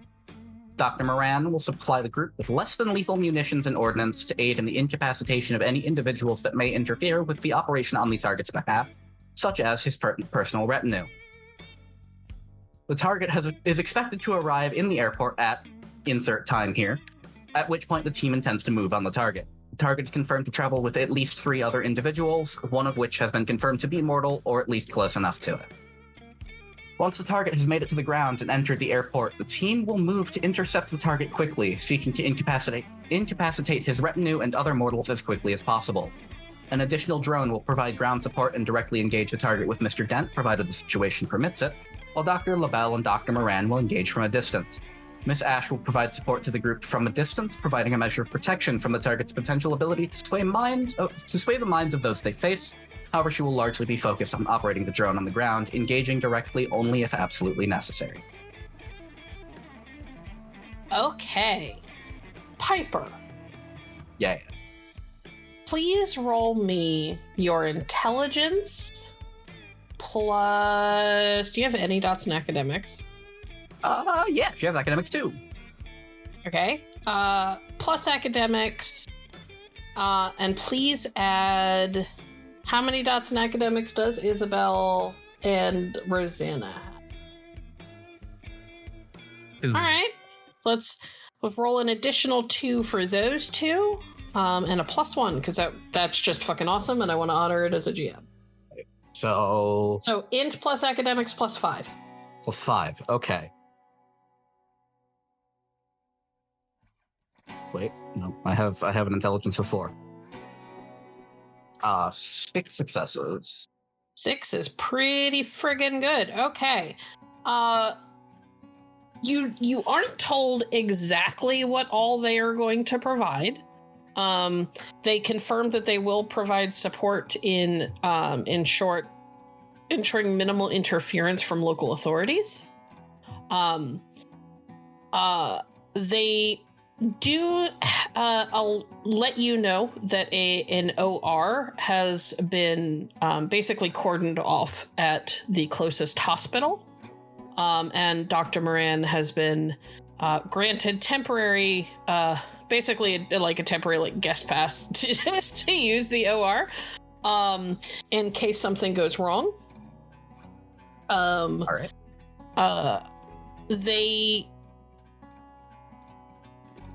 They will not be providing anyone on the ground for you, because you didn't ask for it.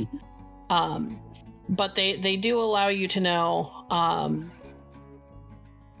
They do let you know that they will be doing what they can to ensure that local authorities do not intervene. Any potential 911 calls get rerouted, that sort of thing. You're not really given specifics because they're not super inclined to let somebody with Piper's background, unless she's working on the actual payroll, know exactly what all of their toys are. But yeah, they seem very impressed and are very quick to confirm that they will fulfill the things that you've requested. All right.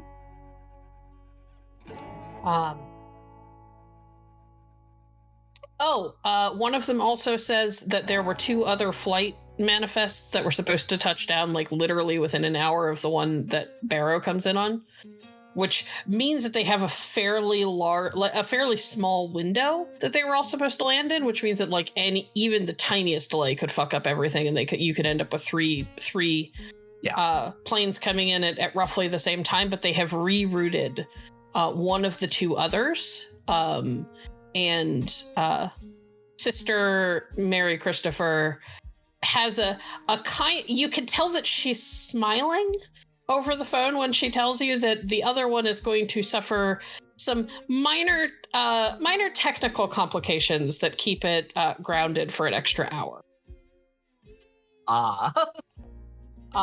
So you have an extra hour to get what you need to do done and to clear out before that other plane shows up. They couldn't completely reroute both of them without creating suspicion. Yeah. Okay. All right. Last call. Any conversations anybody needs to have? Anything anybody needs to accomplish before you pile into the RV and leave? Nothing on my end. Okay. Isobel, the day you all are supposed to leave, Patty and Tav are up at like the crack of fucking dawn. They pull their bikes out of the storage space, completely sanitize the entire room, like floor to ceiling. It smells like bleach the next time you go in there, bleach and ammonia, but it's completely sanitized, just in case this ends up having to be the med bay that it was originally intended for. Do we get some time do we get a night to sleep before we have to actually move? Oh yeah. I mean, cool. It takes you every bit of the time that you're awake, but you all had time to sleep during those handful of days. Yeah. You were busy during all of your waking hours, but your waking hours were not every hour. The assumption is that all of you were sleeping at least a solid 6 to 8. So, anything else? No. Rosanna, you look like you might have. Okay, cool. All right, everybody piles. Well, you all pile into the RV. Rosanna, if you want to take your bike, you have to ride it. Otherwise, you leave it here at the compound and come get it after. Yeah, I'm not leaving my bike at the compound. I'll ride it. Okay. That's very cool. It is a fair distance to get from Louisiana to Houston. It's not a quick drive. because the boys sanitized the medical bay area, that means that you can't put your bike in the RV so that you guys can keep driving, which means that you have to stop overnight. Which unfortunately means that y'all get a very brief sleep on the day in between. Or at least you sleep in shifts. So that the sleep can be as short as possible. Rosanna and the boys are going to be eepy by the time you get there, but they'll make do. Okay. Rosanna, make me a straight... Well, not straight. Let's do a stamina plus athletics roll. I just want to see just how fatigued you are. When you have only gotten to sleep a few hours and then immediately gotten up and gotten back on the motorcycle all day. The boys are accustomed to this. You a little less so. Oof. Well, 3. Okay, you're fine. You're a little sore.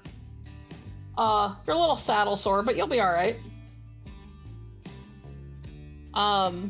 You get some good advice from Patty and Tav. Patty gives you some stuff out of one of his saddlebags during like that stopover overnight.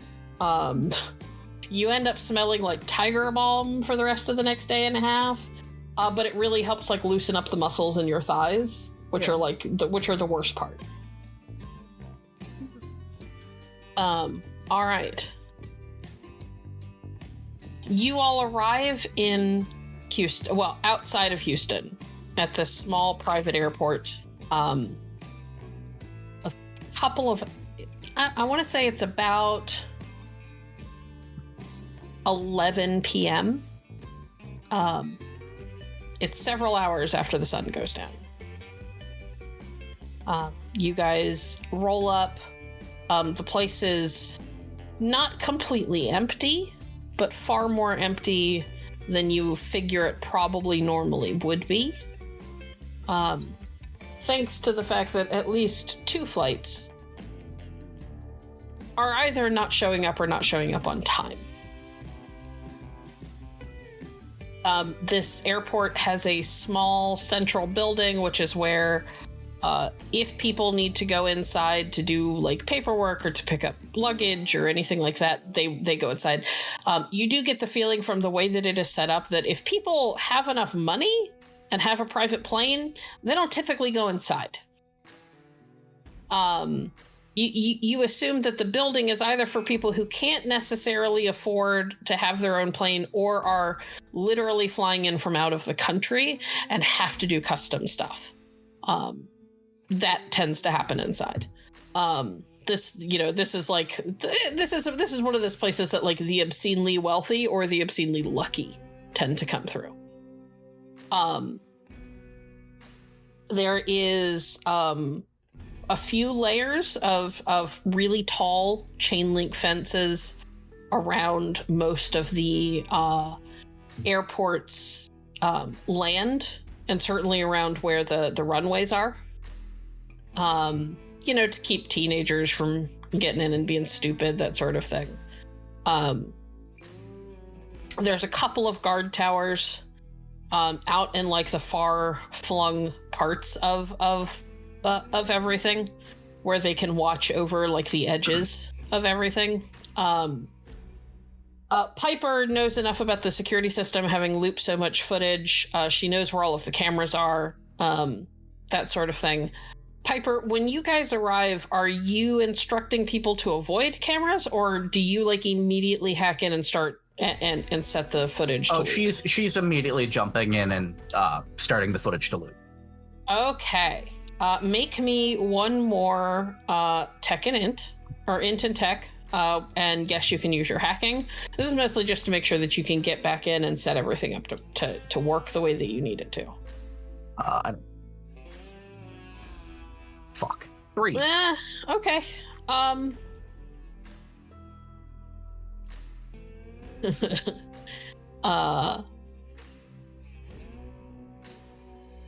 You've been in their system before. So it's not hard, but it takes a little bit longer than you expected. And you feel like the transition might be rougher than you wanted it to be. You're not entirely sure how much of you guys is left on there. That's one of those things that once everything is said and done, you might be able to get in and fix it if you've got the time and you don't have to run like hell. So that is an up in the air kind of question as to how bad that's going to be for you. All right. Well, thankfully this was a just in case, and to make other people's jobs easier. Correct. So. All right. Anything else anybody wants to do as you arrive? You guys have got maybe 20 to 30, less than 20 minutes before this plane arrives. Isobel is going to give Rosanna and Arthur each a one of the things of tear gas, and keep 2 for herself. And then I also made 2 just sort of like small like shrapnel grenades, just in case. Who's getting the shrapnel grenades? Isabel's going to hold on to those for the time being. Okay. I am going to activate my longbow, and I want to start getting it ready. Have my shield and give it its bonus up. Turn on its wards and all that stuff. Yeah. Yeah. Okay. I was thinking the same thing. Both of you go ahead and roll to activate all your stuff. Yeah, I will also roll for the word of Thwart the Unnatural. Okay. I will hold off on rolling the ward for repel until such a time as it becomes necessary, but I'm going to work on my artifact for right now. Oh, wrong button. Yeah, mine. You needed, what, 3 or 4, Piper? This one doesn't give a number. Okay. We'll say that it works. Yeah, so it's equal to an area of roughly 2 meters with an additional meter for each success in the margin, but it doesn't give a difficulty to roll again. The difficulty, I think, is supposed to be set by whatever. So the wards and stuff are supposed to be against a particular enemy. And so I think that's where the difficulties come in. That's why I was waiting. That's why I'm waiting to put my ward out. Yeah. Because I'm allowing you guys to do a lot of this stuff ahead of time rather than forcing you to use an action in combat to do it. I'm just going to use that as his difficulty to roll against. So if you want the higher number, then use the willpower. Yeah. I understand so I should what do they my were ward going now because for. we're prepping. Yeah, I understand what they were going for, but the whole point of hunting is that you're supposed to prepare. You're supposed to go in kind of with everything ready. So it doesn't make sense to like force you to use turns in combat. Yeah. Yeah, it's just weird because this is just for the size. Yep, gotcha. And a lot of times it's not even necessary to roll, but I will. Okay. All right. Fuck me, I guess. All right. 4 isn't bad. So that's fine. It just determines how close people have to stand to me to get the effect. So how much of a distance can they all get? Jesus. Unclear. Okay. 2 yards plus whatever the margin of success was. We'll say.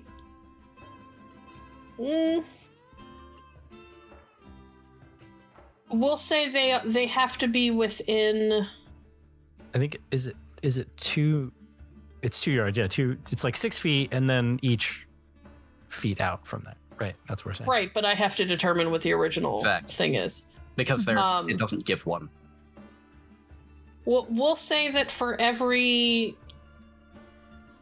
2 yards for the first success, and for every success after that gives you another yard. We'll say. Yeah. So up to 5. Up to what? 4 yards? 5. 5 yards. I'm bad at math. Okay. There was a lot of rolls, so now I have to go back over what everybody was doing. I'm so sorry. So we've got the distance for Thwart the Unnatural done. Scott, what was your first roll for? So my first roll was activating the artifact and its abilities, which I got. This thing bounced around. Which I you got five. Five successes. Yeah, 5 successes on that one, so that activated. So I've got the specialness. Legacy And, was yours to activate yours. Yeah, my first roll was to activate my artifact and all of its doodads. Okay. And she also succeeded. Yep. And then your 8 successes was for what?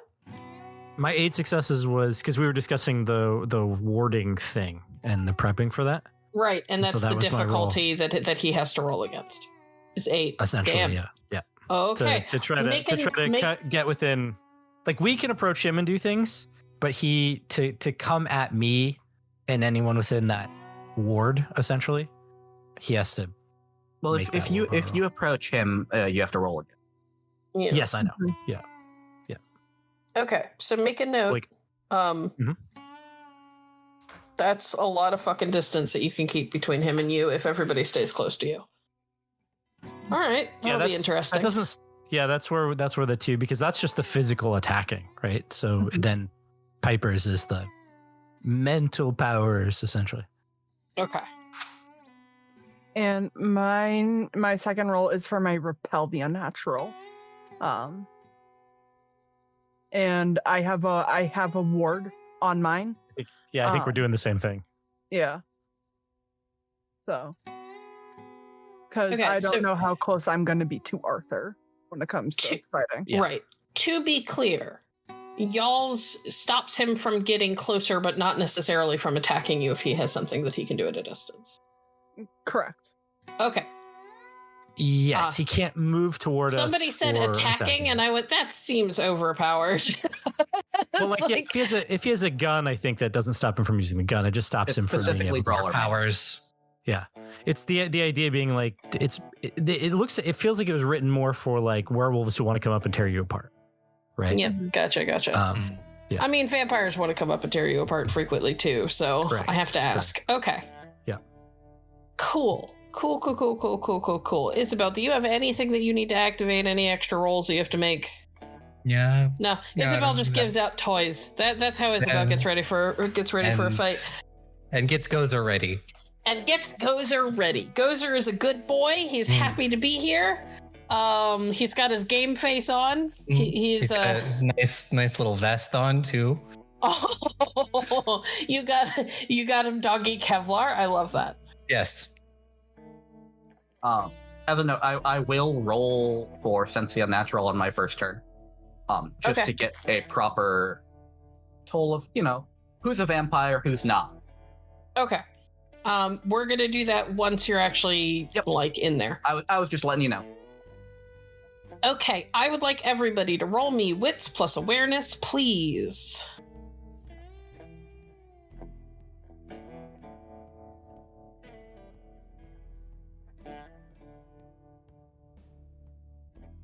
Three. 2.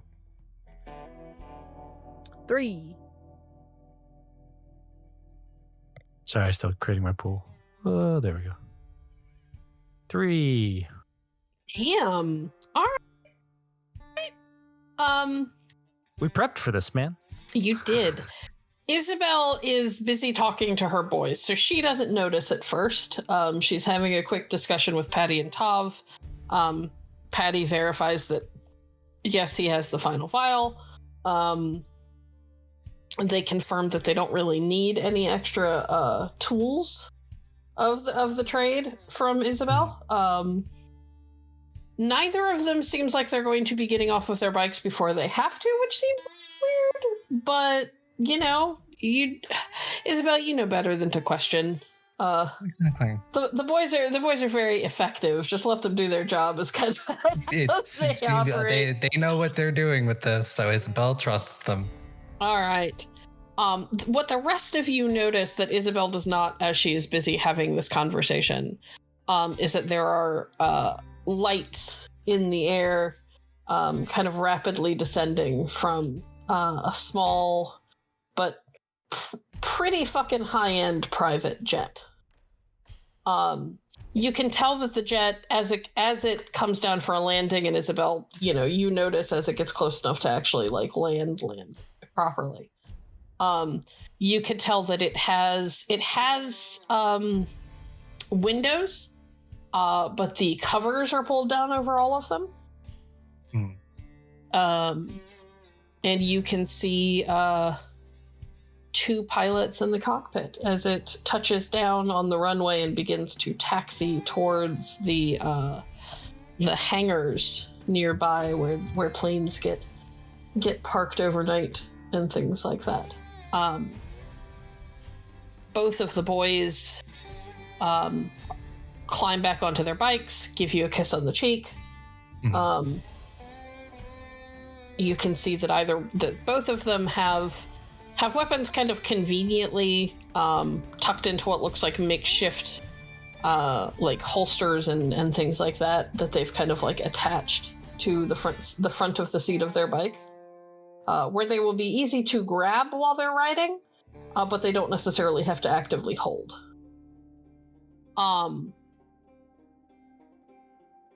What are you guys gonna do as this plane touches down and begins to taxi towards the area where they typically would park, and a ladder would be put down so that people could disembark, or not a ladder, but stairs would be put down so that they could disembark directly onto the tarmac?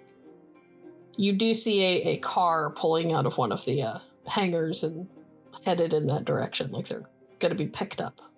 I really want to go out there and take him on the tarmac. It sounds like that's going to be your best option. It really is going to be our best option. Out of curiosity, what is there anything like any crates or anything like on the tarmac? Not really. This is a place where planes and the like come and go. They're not going to have a lot of loose stuff out there because it would too easily damage the planes. I meant so a lot of airports have like the metal like boxes and stuff that they'll use for like transporting like luggage, suitcases, like equipment, like the big boxes that they use. Right. This isn't a big commercial airport. Okay.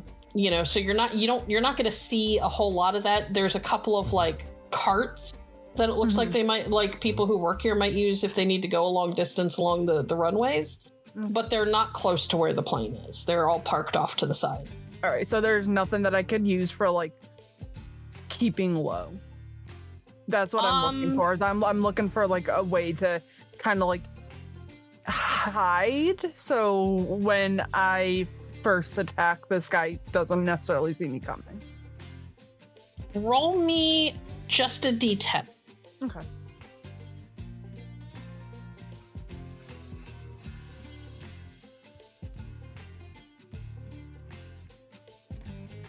Eight. Okay. Your options for that are to stay on the opposite side of the fence from the plane and tuck yourself into a place that's mostly shadow, where you'd be a little bit more enclosed. It's not quite as fully covering as you want, but you'd certainly kind of be in an out of sight, out of mind position. There is also what looks like some sort of like electrical box, like a not like a full size big ass transformer, but those like those kind of like boxy green things that people occasionally have like out front of their houses. Rosanna is a petite enough in terms of height that if she were to crouch down behind it, would be able to mostly hide herself. Okay. All right.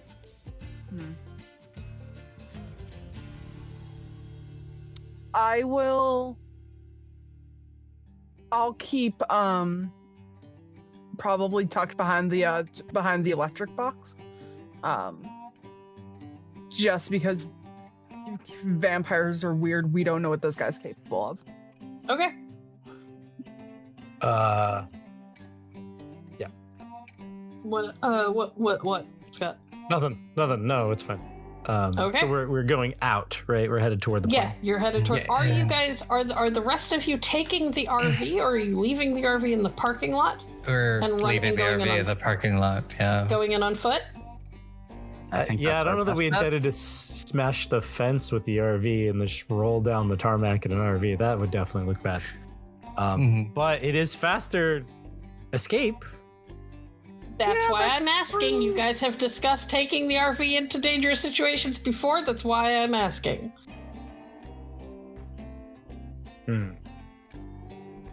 Or we can hope this car doesn't leave and just steal a car. Yeah, there's also that option. I don't know. I mean, my vote it's is... a chain link fence. It's not going to break down your RV to go through it. You're just going to do a lot of damage along the way. Right. It's just this isn't going to be subtle. We're trying not to appear to be. Do a little bit of subtlety here. Yeah, we're not trying to just be outright domestic terrorists that the SI has to do a bunch of stuff to cover up. We're just trying to. Yeah. We went on to go talk to a guy. Stuff happened. I don't know. Yeah, because I mean, Isabel's reasoning for leaving it away is because if anything does happen and anybody gets anything, that RV is so easy to track. Yeah, I would say leave the RV. All right, it might be worth it for if we're able to get them in for the boys and Rosanna to keep their bikes a little bit close by. Yeah, the bikes might be a different situation entirely. Well, the boys are going to be on their bikes. Rosanna could keep her bike as close by as she would like. You're not going to have time to get it onto the tarmac, but you could have it close to the gate or something like that for you. Yeah. Piper, are you staying in the RV? No. You're going, okay, cool. Cool. I'm so excited. All right. And Isabel will... all the words. Isabel will be following not necessarily keeping incredibly close to Arthur, but like close-ish. Yeah, you're going to want to stay close with it, not necessarily right on my shoulder, but within a few feet. All right. Piper's probably going to be with Isabel. That's fine. Okay. Arthur will go be in front and be the front man. Arthur's being flanked by the girls. And a robot. And a robot.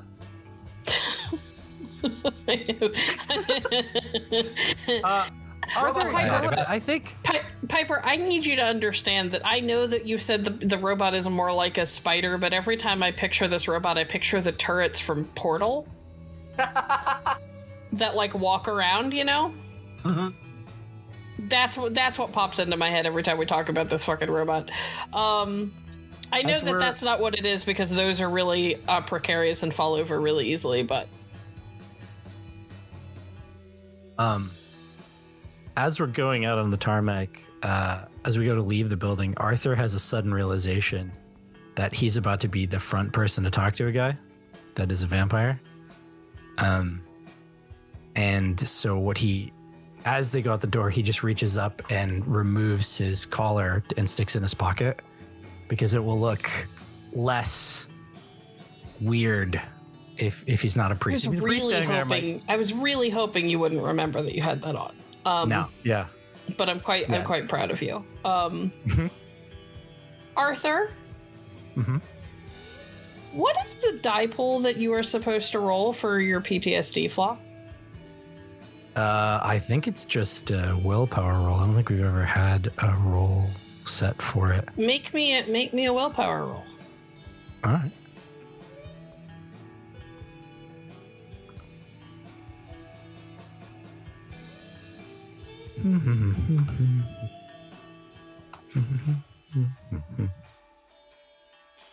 That'd be 6 successes. Arthur is good. You are solid. There's a moment as you are walking along that your mind goes back well over a year to pulling into the parking structure underneath of an apartment building with Rosanna and Jillian and Zephyr and Victoria fully intent on killing a vampire. Sure of yourself, confident in what you're about to do and the righteousness of it all and your ability to carry it out.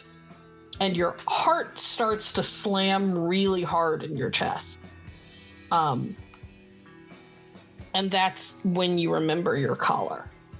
And maybe it's the distraction of remembering that the collar is there. Maybe it is that you are confident in how far you all have come and the array of skills that you all have brought to bear and the amount of preparation you've done, but something allows you to muscle down the swelling of panic and shove it back into its box, so to speak. You'll deal with that later. That's a breakdown you can have when there's nobody else around. Yeah. And you say a little prayer and focus. And you all watch as you are approaching. Rosanna, I'm sorry. Will you please make a dex and stealth roll? Yeah.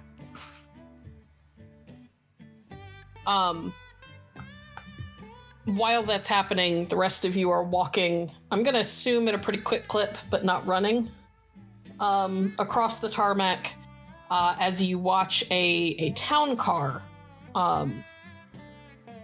pull up in front of this private jet. Who has technology? Not Arthur. Definitely not Arthur. Okay. Yeah, I think everyone else but Arthur. A little bit. Rosanna, you're a little bit too far away to make this roll, but I will allow Isobel and Piper, because you guys have gotten closer to the town car. Make me a roll of int and technology. 4 successes for the stealth roll. Perfect, thank you. 8 successes on the int and technology. God damn. Isobel? 4. All right. Isobel, it just looks like a really nice town car. Piper, that shit's armored. It's one of those like very subtle armored jobs where they know that they're picking up somebody important, or somebody paranoid, or both. If they manage to get into there, y'all are going to be hard pressed to get to them. Mm-hmm. This is why I was like, we better take him on the tarmac. All right. She will, as they're walking, relay that. Okay. Car's armored. Cool. Sure, we get him before he gets in. Cool. You guys watch as the car pulls up. The driver. Yeah. Do we know the name of the company that he is supposed to be working with? He's working with the Department of Defense. So there's like a there's the aerospace. Yeah. Yes. Hold on. Let me check my notes.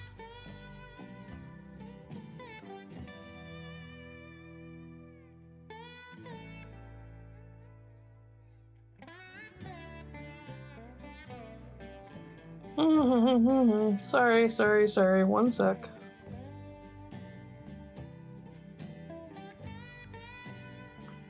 I also have to check my notes.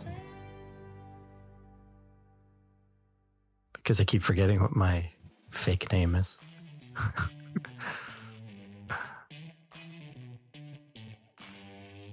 It's called Harper International.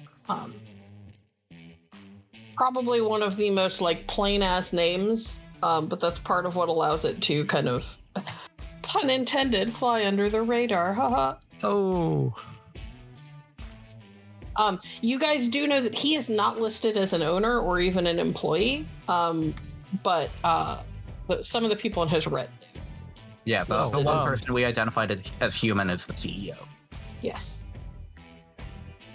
Do we know the name of the merger company? Because if I come from his company, he's gonna it stands out. But I'm Good Lord, Arthur, this is all stuff you could have asked me before. I didn't think about it until we were suddenly having to approach him while he was coming off the plane.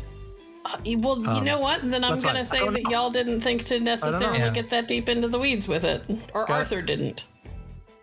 Yep. It is very fitting for Arthur to not necessarily memorize all of the extraneous details of the hunt. Mm-hmm. All right. You all walk over. The driver gets out of the car. Kind of gives you guys a weird look.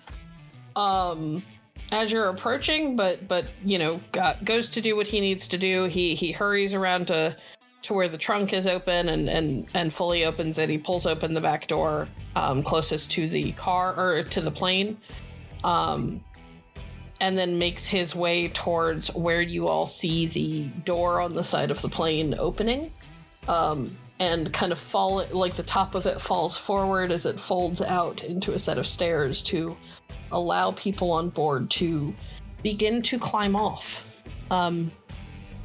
Is the car still running, or is it off? It is running. Do we want to swipe the keys?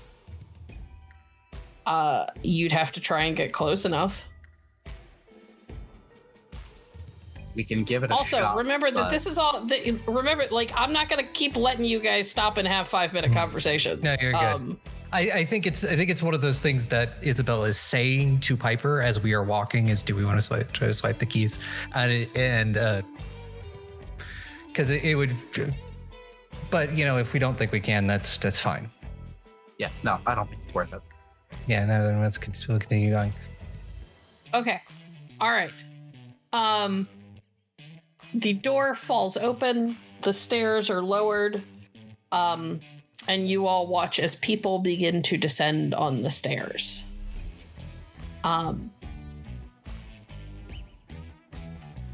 How do you guys want to time this? Do you want to arrive at after the 4th or 5th person? You guys don't know exactly how many people are going to be on this flight. You only know what his typical retinue it looks like.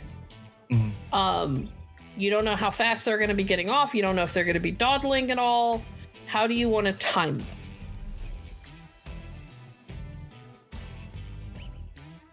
I would say as the 4th person is coming down. Okay. Because we know there'll be at least, or we're fairly certain there'll be at least that many. Mm-hmm. Okay. Rosanna, will you do me a favor and roll me 4d10?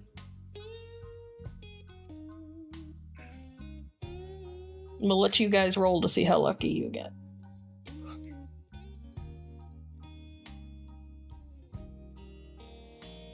Oh, awesome. Awesome. All right. The first person off of the plane is in a uniform. Suggests that they are probably one of the, like a steward. They're not dressed like a pilot. The second person off is the CEO that you all have seen listed on the company website and such.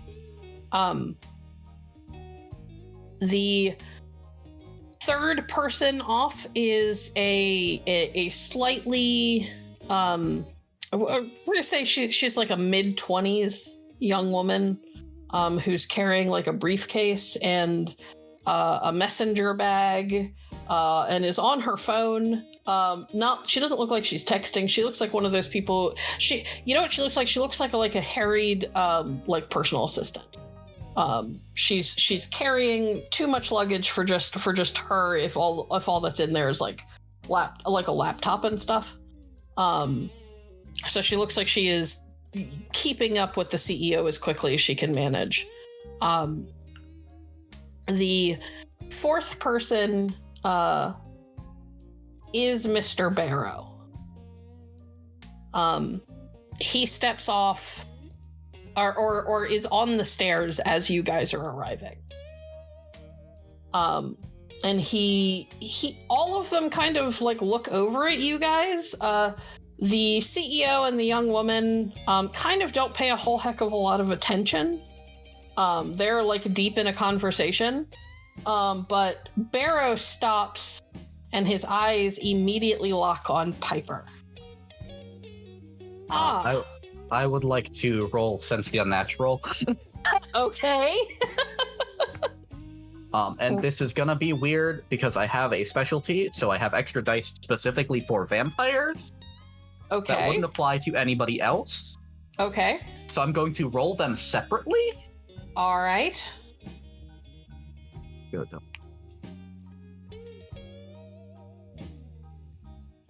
So here is the base roll. I don't like that. Much better. And then here is the extra 2 for vampires specifically. So that's 4 for general, 5 for vampire specific. Okay. For sense the unnatural, is it the more successes you have, the more information you get? Or is it just the more people you sense? It's a difficulty between 3 and 5. Okay. It's either I do or I don't. Okay, that's fine. For non-vampires, I don't know specifically what they are, just that they're supernatural. If they are a vampire, I know that they are a vampire. And I do have the upgrade that tells me exactly who is supernatural and who isn't. The precision one? Yeah. Okay, cool. So there are 5 people in front of you guys in total right now. You guys have the driver, the CEO, the personal assistant, a steward, and Barrow.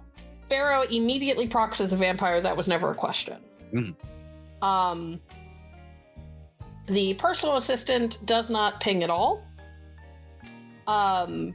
The driver pings as something. All right. The CEO pings as something. Isobel pings as something. Isobel also pings as something. And the steward pings as a vampire. Oh, fuck.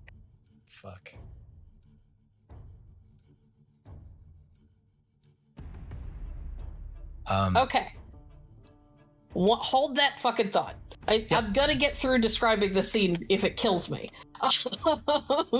Barrow stops at the top of the stairs when he spots Piper. And there is a moment, Piper, where he studies you and it's hard to tell if he recognizes you. And then his smile, his lips curl into a broad, white-toothed smile.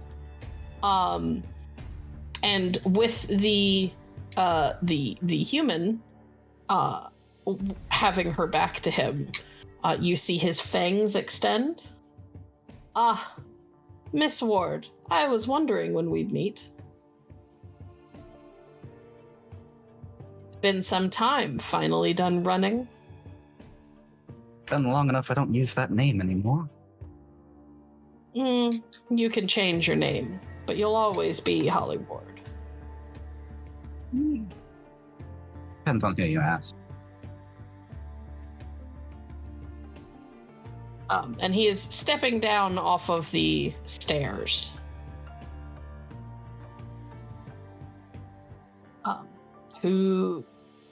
He kind of pauses at the bottom. The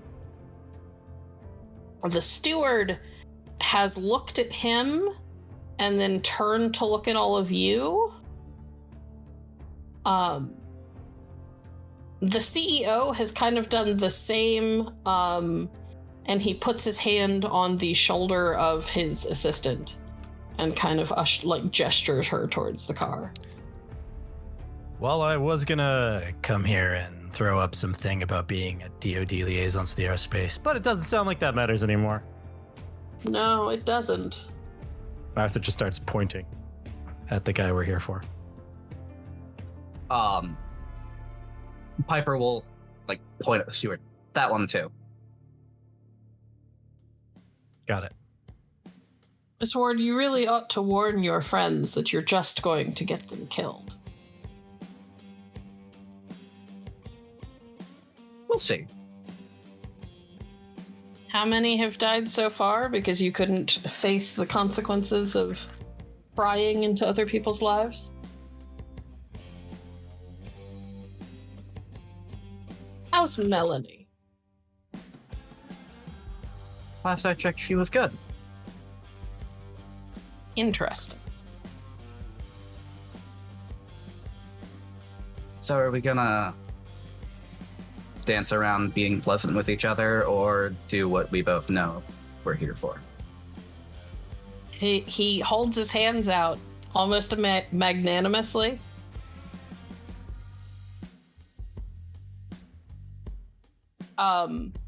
I would like everybody to make me wits and awareness checks, please. Okay. Rosanna, you can as well, but you're going to be at a -1 to your die pool because of the distance.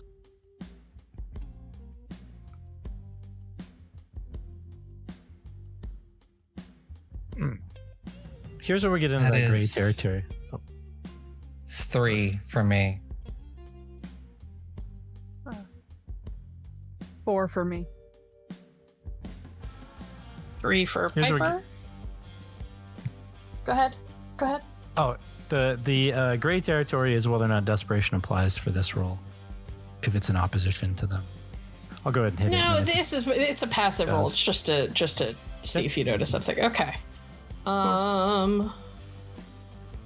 Anybody who has a 4 notices that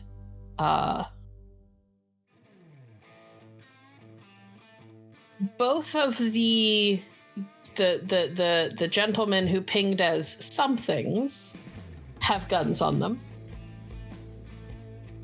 And that Barrow, when he does that kind of wide sweeping magnanimous gesture as if to say after you,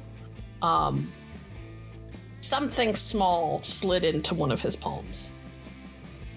It's hard to tell exactly what it is in the shadows.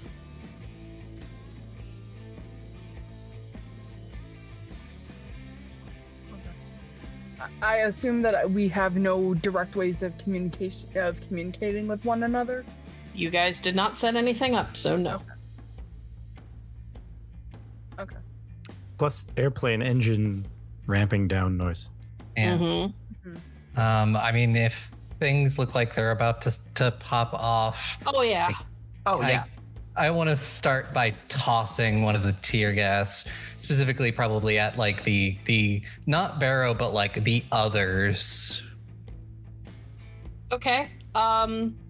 You have you basically have two directions that you could toss it. You could toss it towards the plane, which is where Barrow, the steward, and the CEO are. Or you could toss it towards the car where the driver is. The driver isn't quite up on top of them. He's kind of off to the side. If you try, you could toss it in the middle, which might hit multiple people, but it also stands a larger chance of missing.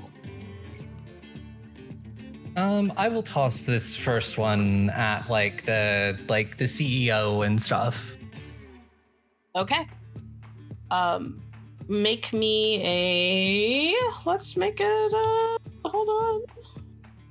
Look at my reference sheet. Because throwing is weird.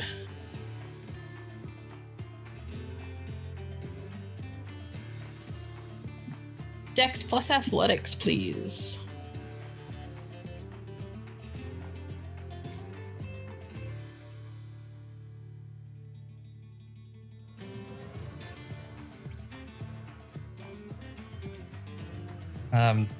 Trying to. I'm not going to go for desperation just yet. I don't want to risk going overreaching or falling into despair this early. Okay. Gonna spend a willpower though. Okay.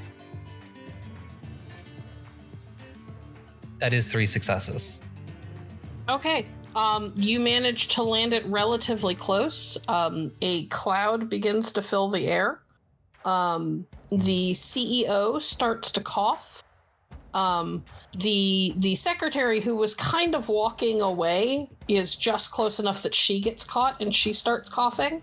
Unfortunately, that means that she's disoriented and is not just going to beeline to get away because she can't see clearly, she's coughing, she can't breathe well. So she's not necessarily directly in the line of fire, but close enough that any like stray bullets and things could be a problem where she is concerned.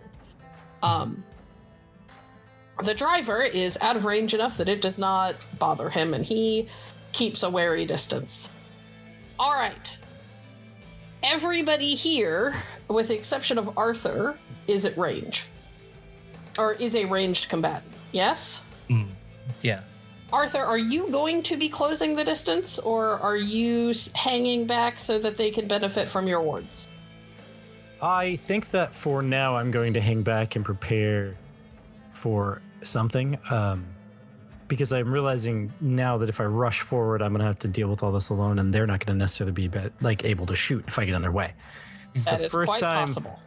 first time in a long time that Arthur has thought about the fact that he might become a A barricade. liability. Hey, He character might get in the growth. way. Character growth. So what he's going to do instead, he's going to stay where he is right now, maybe squat down or something, because he's very tall. But he's going to toss the other grenade at the driver. Okay, give me Dex and Athletics. Okay. And then I'm gonna go around the table and have everybody who is at ranged make their first things. The bad guys will also be going at about the same time. So, and for the sake of speed, I kind of pre-rolled a bunch of stuff. I have a long list of pre-rolled actions for them so that I don't have to waste a bunch of time during session. So. Okay. Well, I tried to re-roll the failures on that one, but it didn't matter. It didn't do anything. Just ate up one of my willpower. So Okay. So 2 successes. Arthur, you toss it and it seems like it's gonna be dead on where you want it to be, but it bounces weird, and all you end up doing is hitting the poor secretary again. Is it at least creating some kind of smoke barrier to make it harder for the driver? It may provide a little bit of like just haze for him to have to compete with, but it doesn't seem like it is impacting his ability to breathe or anything. Sure, that's fine. Maybe you'll get lucky in the wind will shift or something, but for right now, it's mostly just making the poor secretary miserable. That's what she gets for being involved with vampires. No. That is a typically Arthur response. It is. Okay. You know what, Rosanna, you've been incredibly patient and done nothing so far, so we're gonna let you take your first shot. Cool. I will give you, because they do not know that you are there, I will give you 2 extra dice. Cool. Stealth. I love the excitement on Legacy's face when Legacy gets bonuses. It gets to be a badass. Don't forget to tell me if you are using desperation or anything like that. I will be using desperation. So.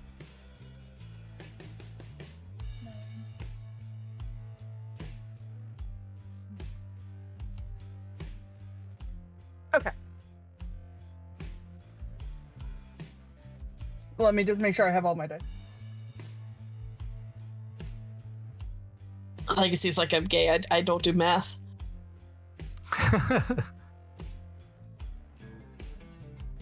Okay, cool. Yeah. All right. I just wanted to make sure. Sorry, I'm bad at math. I'm gay. I told you. I forgot to put those last 3 dice are desperation. All right, and that's all. Whoops. I would also like to spend a willpower to re-roll those dice, if I can. Hold on. So 3 are desperation? Yeah, None of them are ones. 1s. Okay. I will allow you to roll 3 of them. Yes. Re-roll 3 of them. All right. Successes. I'm gonna take out. I want to aim it at, because I saw Piper pointing to vampire at the top, and then at the stewardess. So I'm gonna assume that means that those are our 2 primary targets. I'm gonna aim at the stewardess and. Okay. And that's all ag, correct? Yes, ma'am. Excellent. Let me pull up her sheet.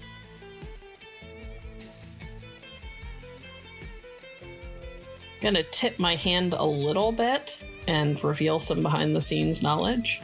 The steward was not originally supposed to be a vampire, but then Legacy upped the danger. Aha! Play So How you do as a storyteller. Legacy is mopping up her own fuck up, basically. Got you, kids. Don't worry. Gotcha, Thanks, bitch. Legacy. Thanks. Don't worry, guys. I'll take out the Ravnos. Cool. But it would make most sense for the stewardess, yeah. to be a Ravnos. They're I traveling don't all know the if time. she's actually a Ravnos. I'm just making assumptions. It makes the most sense. Right? Okay. You're never in one place for more than a day?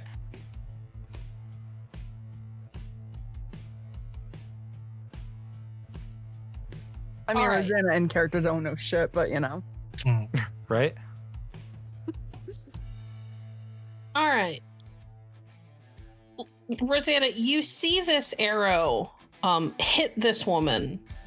And there's a moment of pain and horror that kind of not woman, man, that kind of crosses his face. I'm sorry, I keep thinking about the poor secretary that you put Arthur. Obviously, that's the next target. They keep throwing shit at her.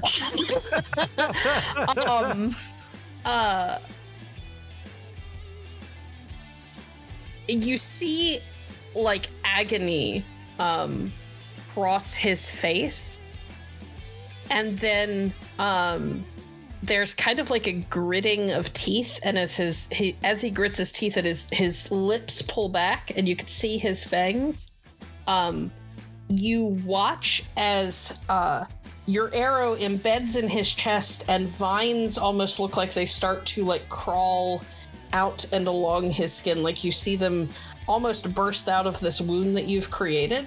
And as he grits his teeth, you watch as the vines almost get forcibly pushed back towards the wound that you've made, and your arrow begins to dissipate.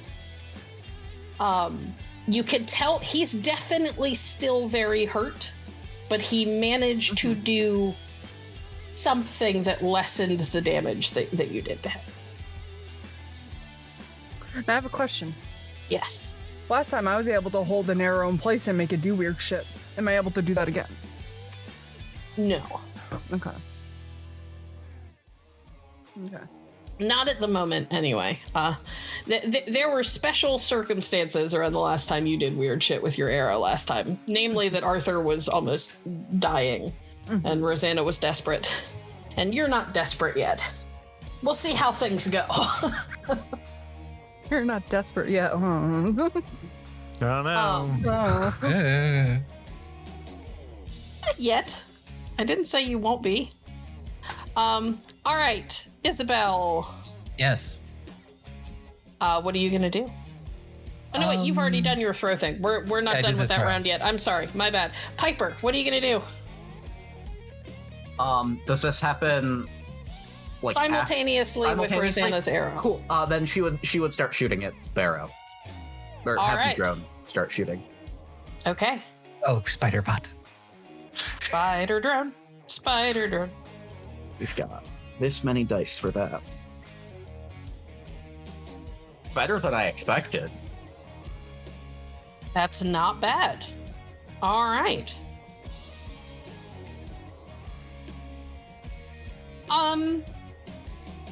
Piper, do you have any occult? No. Awesome. Cool. You're gonna see some weird shit, but you're not gonna have any fucking clue what's happening. Isobel, could you please roll me into occult? Yes. Yes, and I imagine my kindred spec will give me stuff here. Absolutely. Is this a visual thing that maybe... Do I need to roll? Essentially is the question. You can. Yeah. You Okay. Anybody with occult can roll. Rosanna will be at -2 dice because of the distance. Five success with critical. Okay. I only got 3. Yeah, you're not gonna be able to understand what's happening. Arthur's brain is gonna go more weird fucking vampire shit. Weird shit. Got it.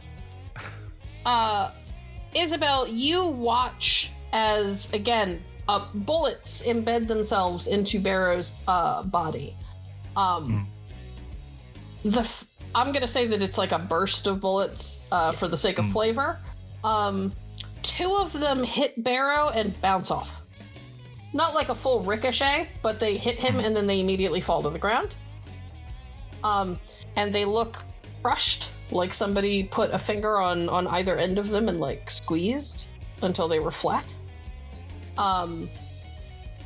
The third one embeds in his chest, and there is another moment of that kind of grimace of pain.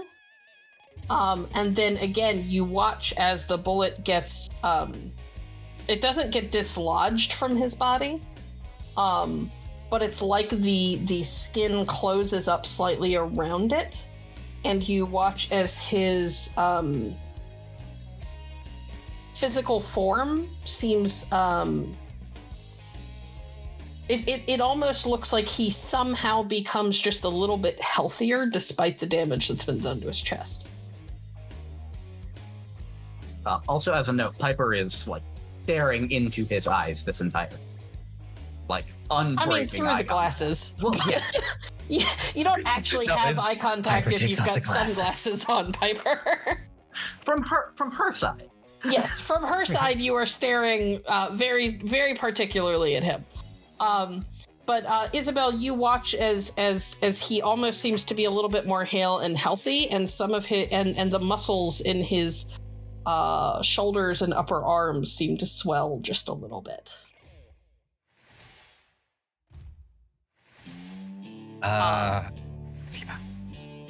With that critical, you don't know what the power is called, but you are pretty sure that this is a power that some of the vampire clans have that specifically makes them physically tougher and able to take a lot more damage than others.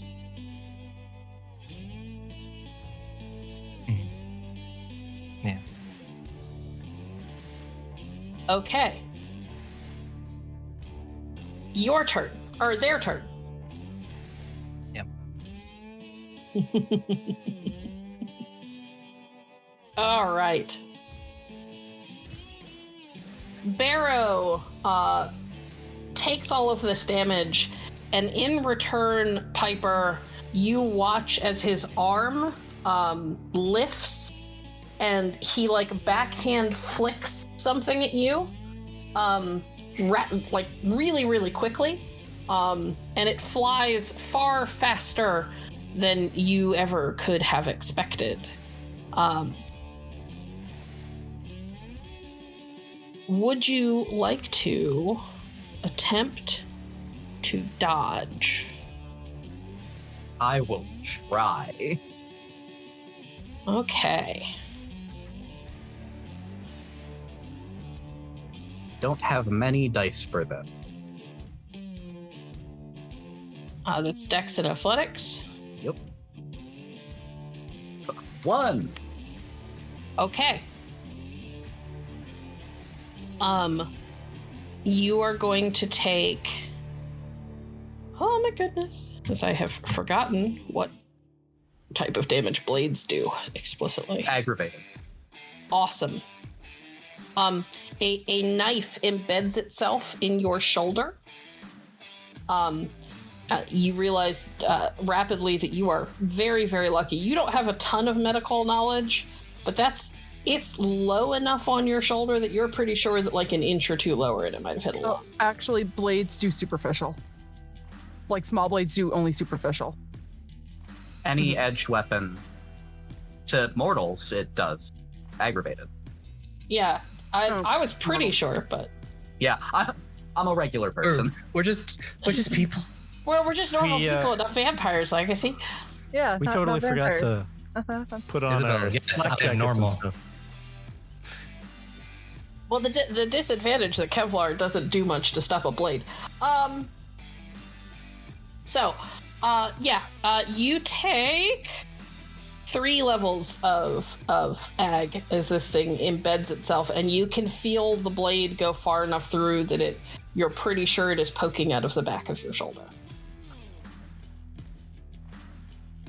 Isobel goes, don't pull it out. The 2 ghouls I have rolled, their stamina are currently struggling to be able to breathe. I subtracted from their rolls that they took earlier, and they both the bullets go wide. They attempt to shoot at you guys, but nobody has to dodge. You just sort of like flinch in around each other and give them enough clearance, and the bullets go wide. fact, Rosanna, you're pretty sure one of them ricochets off the asphalt near you. You're like, oh fuck, that could have hit the generator or the power box that you're behind.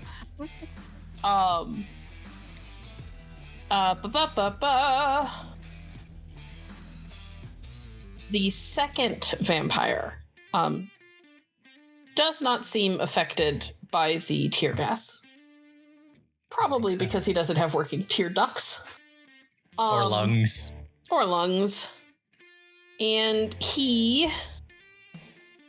Let's see. Does not... I don't think he had... I didn't say he had a gun on him.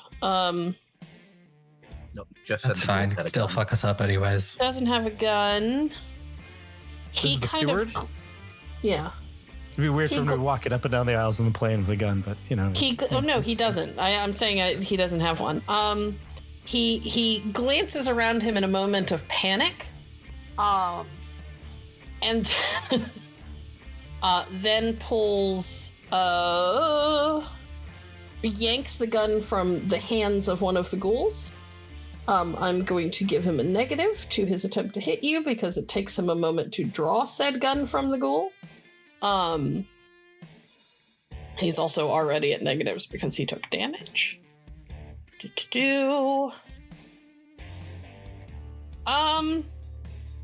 Arthur, roll me a d10. Isabel, evens or odds? Odds.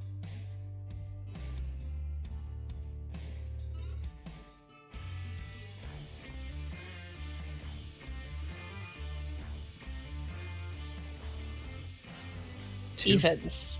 Okay. Isabel, he pulls out this gun and he fires, and it's a little blind. You take a single level of ag as the bullet grazes your side.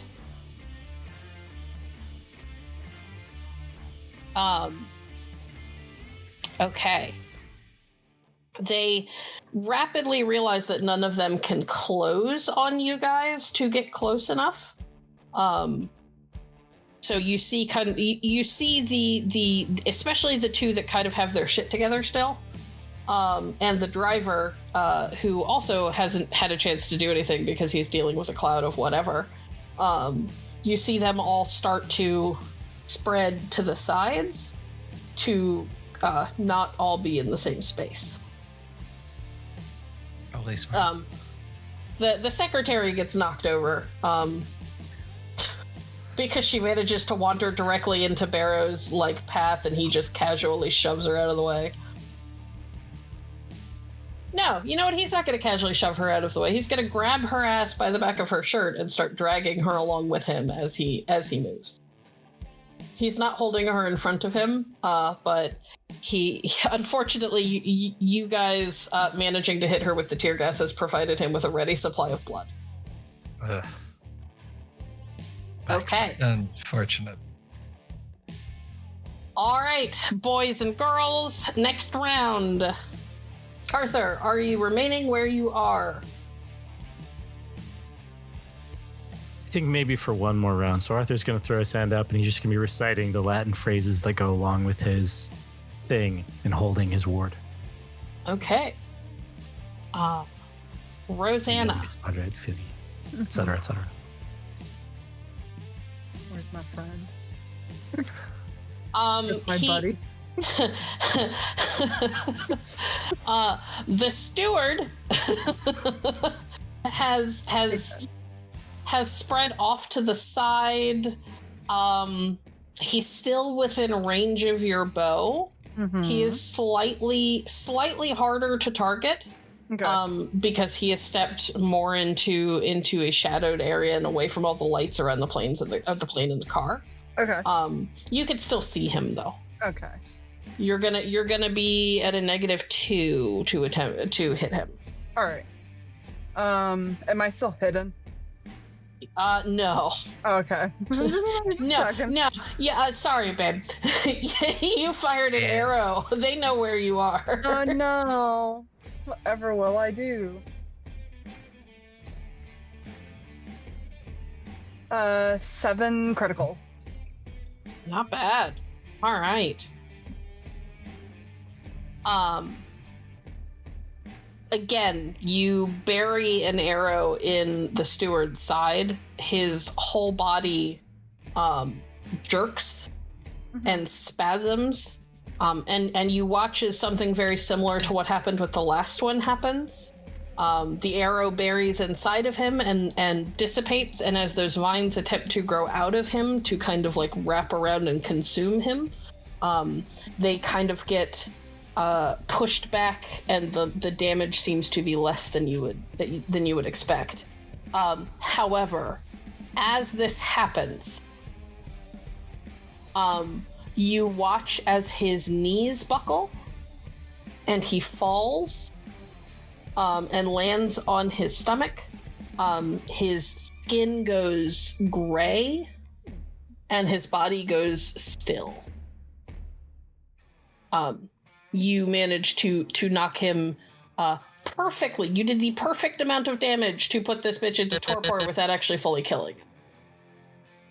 Excellent. That is the most wild set of circumstances I've ever seen. I really thought you were just gonna fucking murk him, but you managed to be like one level too low to just outright slaughter him. All right. Isobel. Seeing that and seeing this person go down. So I can give Gozer complex commands. Uh-huh. One of my ideas is to try and get him to get the secretary away from Barlow. Barrow? Yeah, Barrow. Okay. Mm. I will tell you that you've worked with Gozer enough to know that he is willing to try to do anything you tell him to do, but there is a chance, because she is just a human, that he will end up doing more damage than good. Yeah, no, that was Isabel's idea. So, she's just gonna have him attack Barrow, right. and follow that up with several gunshots. Okay. Kind of the thing they've done before. If he's gonna try to attempt to pin him, and then so it'll make it harder for Barrow to dodge. Okay. Roll for Gozer first. Mm-hmm. I believe that's my charisma plus animal kin. Yep. Correct. We're still at 3 desperation. Yes. This is going entirely too well for you guys for me to up your desperation. Oh, you're good. I got 6, so. I don't want to use desperation on this just yet. It is 5 successes, so it will be successful. I successfully give him the command. Okay. Now, I believe he has a physical pull that you roll to attempt to pin Barrow. Yes. Oh, crap. I should have had the... you said it's the wolf from the wolf core stats, because he has been well trained. And is in fact not just a regular dog. Well, yeah. He's our wolf anyway. When he first came onto the show, we had him using regular dog stats because he hadn't been fully trained. But the agreement was that as he quote unquote leveled up with his trainers.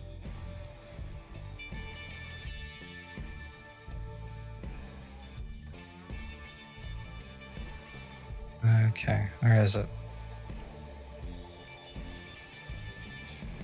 The wolf stats? Wolf. Yes, I All found it. the way in the back of the book. 6. Yep, 6 dice. Yep.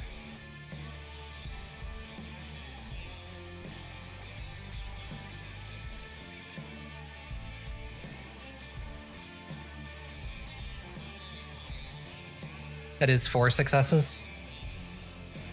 Okay. Let me see. Are you basically getting him to try and grapple, or are you trying to get him to do damage? Mostly grapple. Okay. Just so it makes it harder for Barrow to dodge. And I can put bullets in him. Well, I did not pre-roll this. So, Arthur. Not ready for this one. Sorry. Scott, Yo. will you please roll me 8 dice? Jesus. Is this a die pool for a thing? This is the die pool for the vampire who is trying to get out of being grappled by Gozer. Ooh. 7 Yeah. successes. Gozer runs at him and jumps at his chest and tries to like get a mouthful of his suit jacket. Unfortunately, Barrow is very fast. At least in terms of like human fast, and manages to reach out and literally like grab Gozer by the scruff of, or not by the scruff, but like the back of that doggy flak jacket that you put on him. And literally stops him in midair. And Gozer, you know, thrashes and falls to the ground. He's fine, he's not hurt, but he's also not grappling Barrow. However, that does make it harder for Barrow to be able to do something like dodge, which is what you were going like for. this at some point. Yeah. Yeah. Yep. So, roll me your, I think it's composure plus firearms. Firearms, and then I've got that +2 from the gear. Correct. And I will use my desperation for this. All right.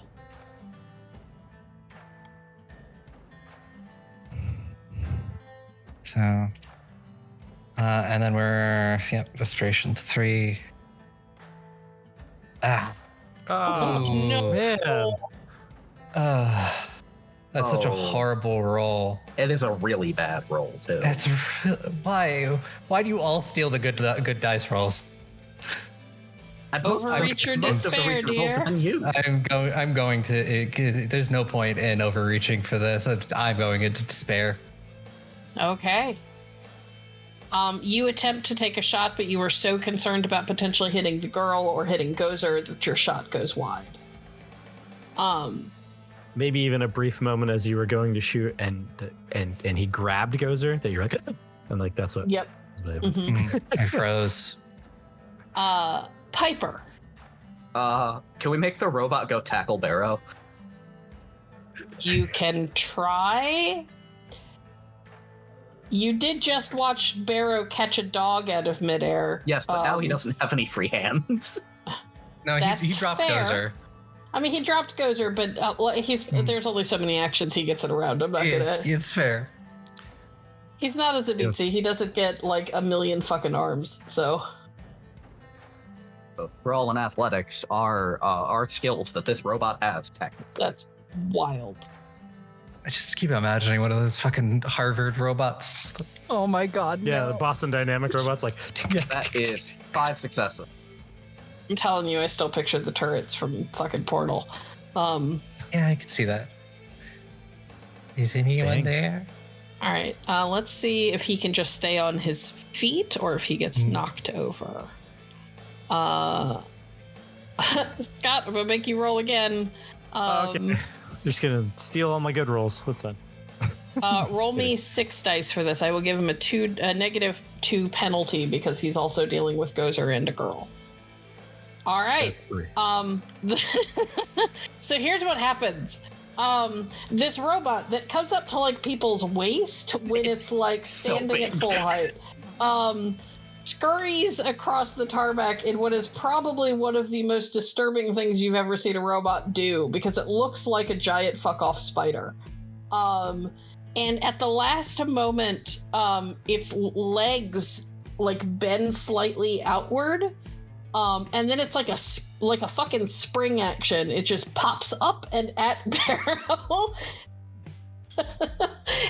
And I'm not going to say that it can grapple him. However, it does hit him square in the fucking chest and knock him over. Which is both hilarious, but also a little bit unfortunate because he takes the secretary with him. Thankfully, Gozer was already on the ground, so Gozer is fine. Gozer is barking and growling and snapping at this man. As he is on the ground, he is cursing in what you can only assume is probably Greek.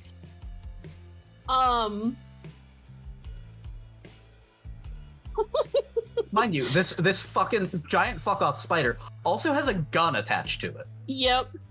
Which I imagine is now like right in this guy's face. Kind of. I will say, it is still a fucking robot. Oh yeah. There is a limit on how flexible it can be with things like that. So the gun is very close to him, but it is not necessarily like leveled on his face. Yeah. Because it is kind of sitting on top of him at the moment, and the gun is built to be pointed forward. So, or at least parallel to the ground. Okay. That is so fucking funny. We're gonna start with the others first. There has been a little bit of time for some of the tear gas to dissipate, so the guys are going to be at less of a disadvantage than they were. So we've got two people taking shots at.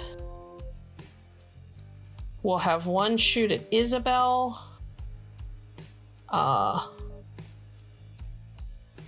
And one will shoot at Arthur, because I rolled a single d10 to figure out who was going to get hit by who, or if they were both going to hit one person.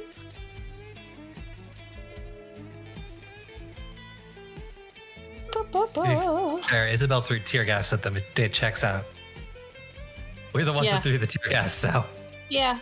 One of them is going to shoot at Isobel because he recognized that and the other one is shooting at Arthur because while Arthur threw tear gas, he has been smart enough to figure out that something about what Arthur is saying is having a weird effect because he can't get any closer. All right. The first one is going to shoot. Good Lord. The first one is going to shoot at Isobel. That is 3 successes. Isobel, you can attempt to dodge if you would like. Sure. Yeah, why not? So I need a Dex plus Athletics. I believe you get a -2 because he's using the gun. Correct. That is I'm going to re-roll failures. 1. All right, and I rolled 3, so you take 2 levels of ag. That will put me at half my health tracker. Fine, it's fine. It's fine. So far, you guys are winning, for what it's worth. I don't like it. People are getting fucked up, but you're winning. Arthur. Dude man is rolling. That is 2 successes. If you would like to dodge, it is Dex plus Athletics, but you were at a -2 because it's a gun. 1 level of ag damage, Arthur. Does it? Oh, I guess it's still 1. Never mind. Halved and rounded up. So yeah, it's still 1. Yep. Okay. All right. Ow. Barrow's turn. Piper. Yeah. Does your robot have health levels? It sure does. Excellent. Because Barrow's pissed. Understandably. Understandably so. He got tackled by a robot. He's not thrilled. Hey, maybe this is how we turn tech bros against AI. No. It's a robot with a gun. Yeah, it's infinitely worse. Technocracy would like a word. It's gonna be our next enemy. I'm gonna make you guys fight the technocracy. I'm actually gonna roll for this.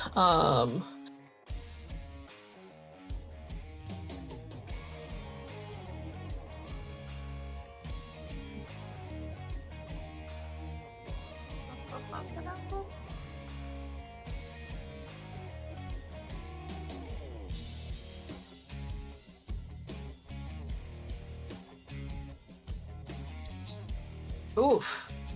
Well, I will be burning a point of his willpower for this. Oh my God. I would love it if this guy, who's like 150 years old, couldn't get the fucking robot off of him. The robot is very heavy. So effectively, what ends up happening is Barrow lets go of the girl, grabs the robot, and sort of like rolls and pushes at the same time to force the robot off of him, but is also trying to do as much damage as he can. I am going to say, because it is a robot, and because Piper has already taken a turn, Piper does not get to command it to try and dodge. It would have one die to dodge it. Okay. Piper, why do people keep DMing me? That was me. Yes, Scott, ghouls are supernatural. That's why these other people pinged, but are not vampires. Got it. Thank you. Does this mean I can't approach Arthur? We'll deal with that later. It means that you We can get closer shall. to Arthur. Yeah. Yeah, I would have done it when you were in proximity to me. So as Yeah, long he as you didn't try to activated get it while you were closer close to me, to then him, so you're probably fine for now. Just don't try to get closer to him. Same with Rosanna.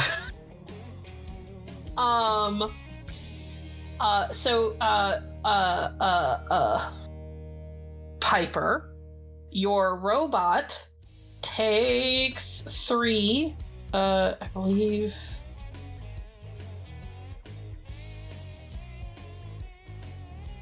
It treats all damage as. It treats all damage as what? It treats all damage as superficial. Okay, then it takes 3 superficial damage. So it'd be halved to 2. Okay. The other vampire is torpored. The 2 ghouls have gone. We're on the 3rd round. Arthur, are you going to remain where you are, or are you pissed off because you got shot? I'm pissed off that I got shot, and it looks like everyone is sort of dogpiling on our guy. So it's not clear whether or not Arthur's going to be able to be effective in that particular situation. But having gotten shot, punch. I just want to point out that people have literally dogpiled on him because Gozer's involved. There's a dog. Yeah. But Gozer looks fine. And it's not like Arthur has a particular super connection to Gozer at all. I think what he's going to do, though, is Arthur, sort of judging the situation, having just got shot, is going to rush at the CEO and just kind of Superman punch him into the stairs or whatever to get him to stop shooting at him. Okay. Because that they could all be working on Barrow, but if the ghouls are just going to keep shooting, and eventually someone's going to get killed, and that needs to stop. Agree. I don't disagree. Yeah. All right. Unfortunately, nice. that is going to mean that to some degree you have withdrawn protection from your friends. Yes, I know that. But us standing here getting shot at is also not helping. So.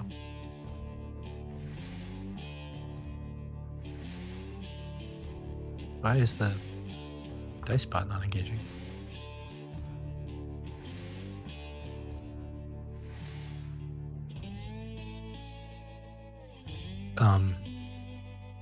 We killed. That's very weird. Yeah, it just stopped engaging. You killed it? We killed Rod.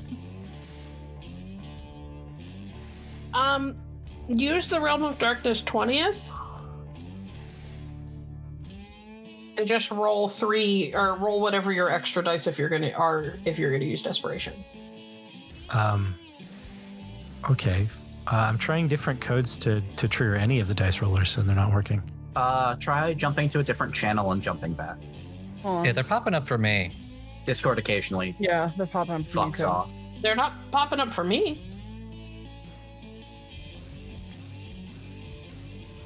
Nope, nothing. Nope. I'm just gonna Oh, Yeah. whoa. popping up for me. Oh, I got one from Legacy. Okay. Yeah. Sorry to get you excited. Okay. Scott, do you have a dice with you?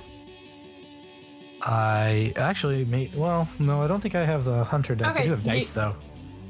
You can have one of the people that has access to the bot. Yeah. roll. How many dice do you want to roll?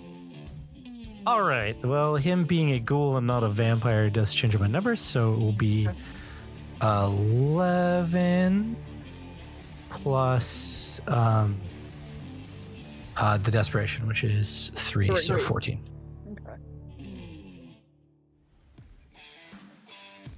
There you go, Holy baby. shit!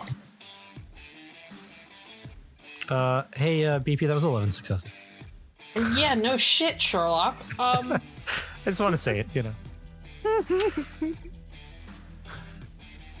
Even if he rolls, like, he'd have to crit on every fucking die that he has to negate some of this damage. So, Oh yeah, because it's all ag. Yeah. Well, because he could dodge to try and cut back on it, but even if he rolled crits on every single die he has, it wouldn't be enough. So you haul off and you coal cock him in the jaw. You're pretty sure you see teeth go flying. Mhm. And then his eyes roll back in his head, and you're not even sure if he's alive. Yeah, I feel like this was, like I said, just roll it up and just slam, and he just kind of went down. Yup. And then I'm gonna That- turn and that focus on the bracer- next Superman one. punch. That bracer Superman punch around him in that bracer around your wrist gets real bright the closer you get. And you pull it back and then slam it into his face. Teeth go flying, his eyes roll back in his head, and he just goes limp. Exactly what I wanted. You're welcome. Rosanna. That's not going to happen twice in a row for me, unfortunately.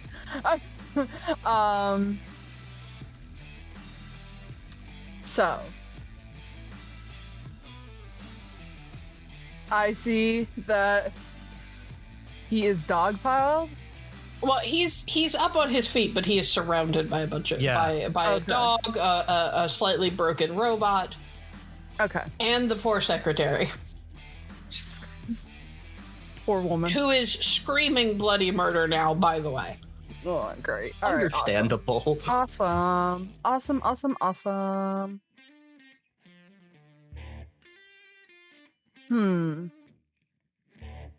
while Legacy is making a decision, I would like everybody else to roll me wits and awareness.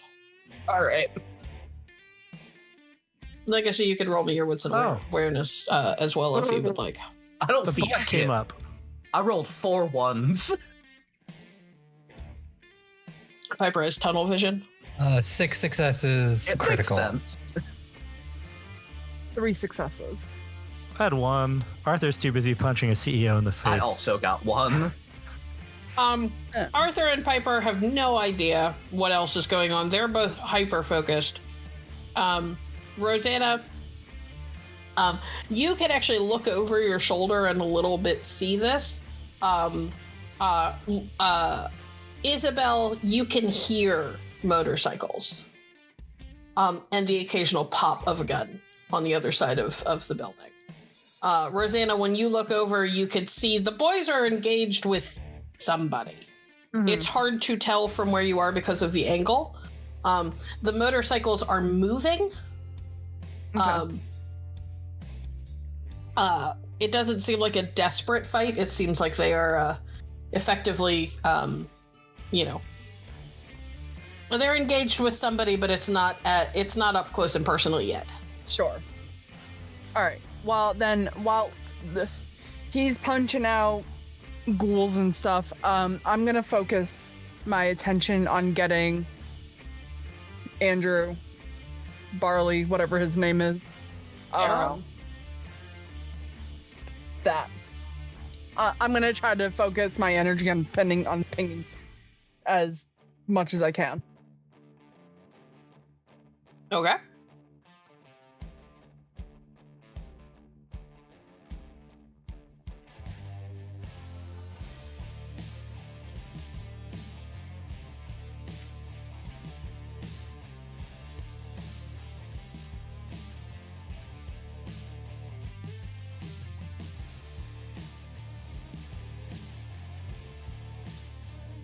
Jesus Christ.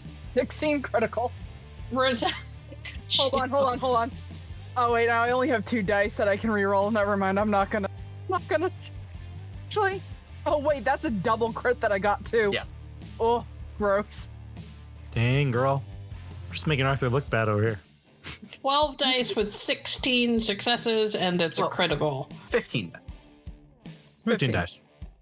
Oh, right. Pulled 12. Desperation 3. I didn't read the whole thing. I just saw the That's pull. fine. That's still the double crit 15 was dice with on 16 successes. non-desperation dice, so. Fucking amazing.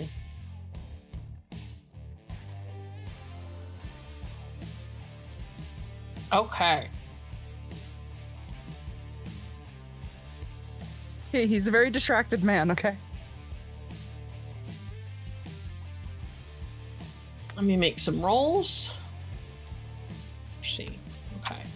I convert some of that. Negate some of that. Gain some more health levels. Crowds from pain. It's such a stupid power. I know.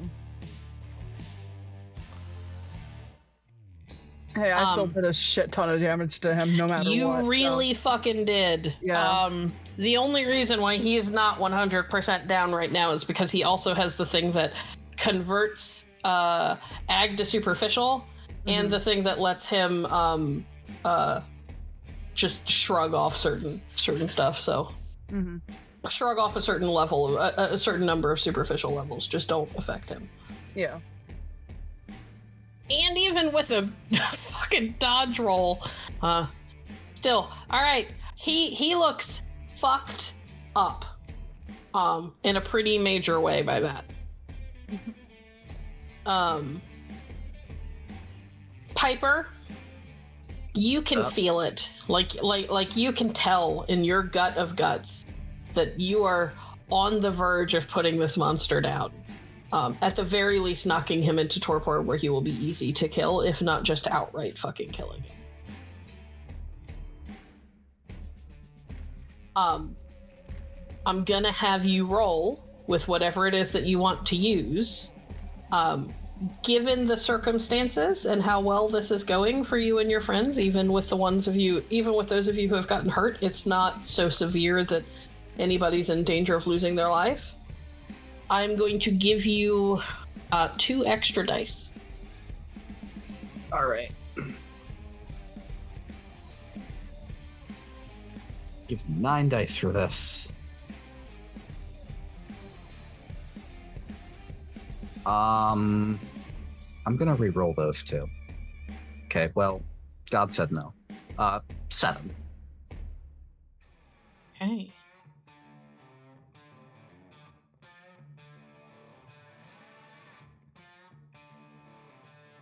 Hold on, one moment, please. I'm mathing. You're good. She's also gay. They can't do math. That's okay. No, it's just that fucking fortitude makes things complicated. There's like a 5-step process to figuring out how much damage he actually takes.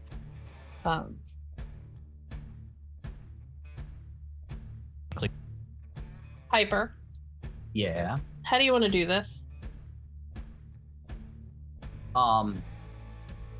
Piper just starts walking towards him, knife still in her arm, still in her shoulder.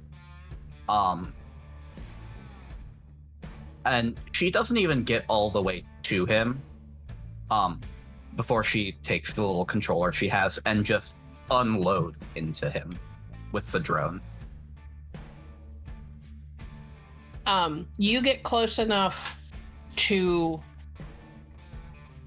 It's not truly eye contact because you have sunglasses on, but he looks up at you like he is meeting your eyes. And his mouth opens and he bares his fangs and he starts to growl something.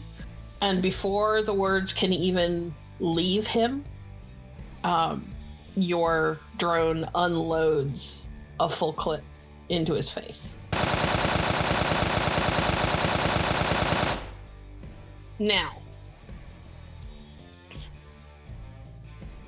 unfortunately, it's not enough to outright kill him. It does, however, make him go deathly still and deathly pale. The secretary is, again, screaming bloody fucking murder. She's terrified. She looks... she is looking at you in abject horror and shock. She has dropped all of the things that she was carrying. She is sobbing hysterically. The one ghoul that is left dives into the car. Good, because Arthur was going to stare the guy down. So slams the door shut behind him and peels off. Literally drives through the gate at the end of the runway. Goes fucking off-road in a town car. Leaves the poor secretary here. I would tell the entire kindred community in Houston that just happened. A couple of rogue hunters out of nowhere take down this guy. Awesome.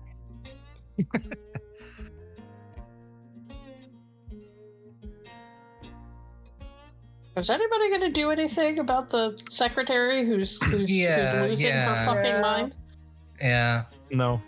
She is not good with people. What the fuck? Well, I gave Piper a second to say something or do something, and you've just been staring. So I assumed that you weren't doing anything. I was asking other people. No, she's not. Yeah, Isobel, since she didn't do anything, is holding in her blood the best she can, and going over to medically attend to this person.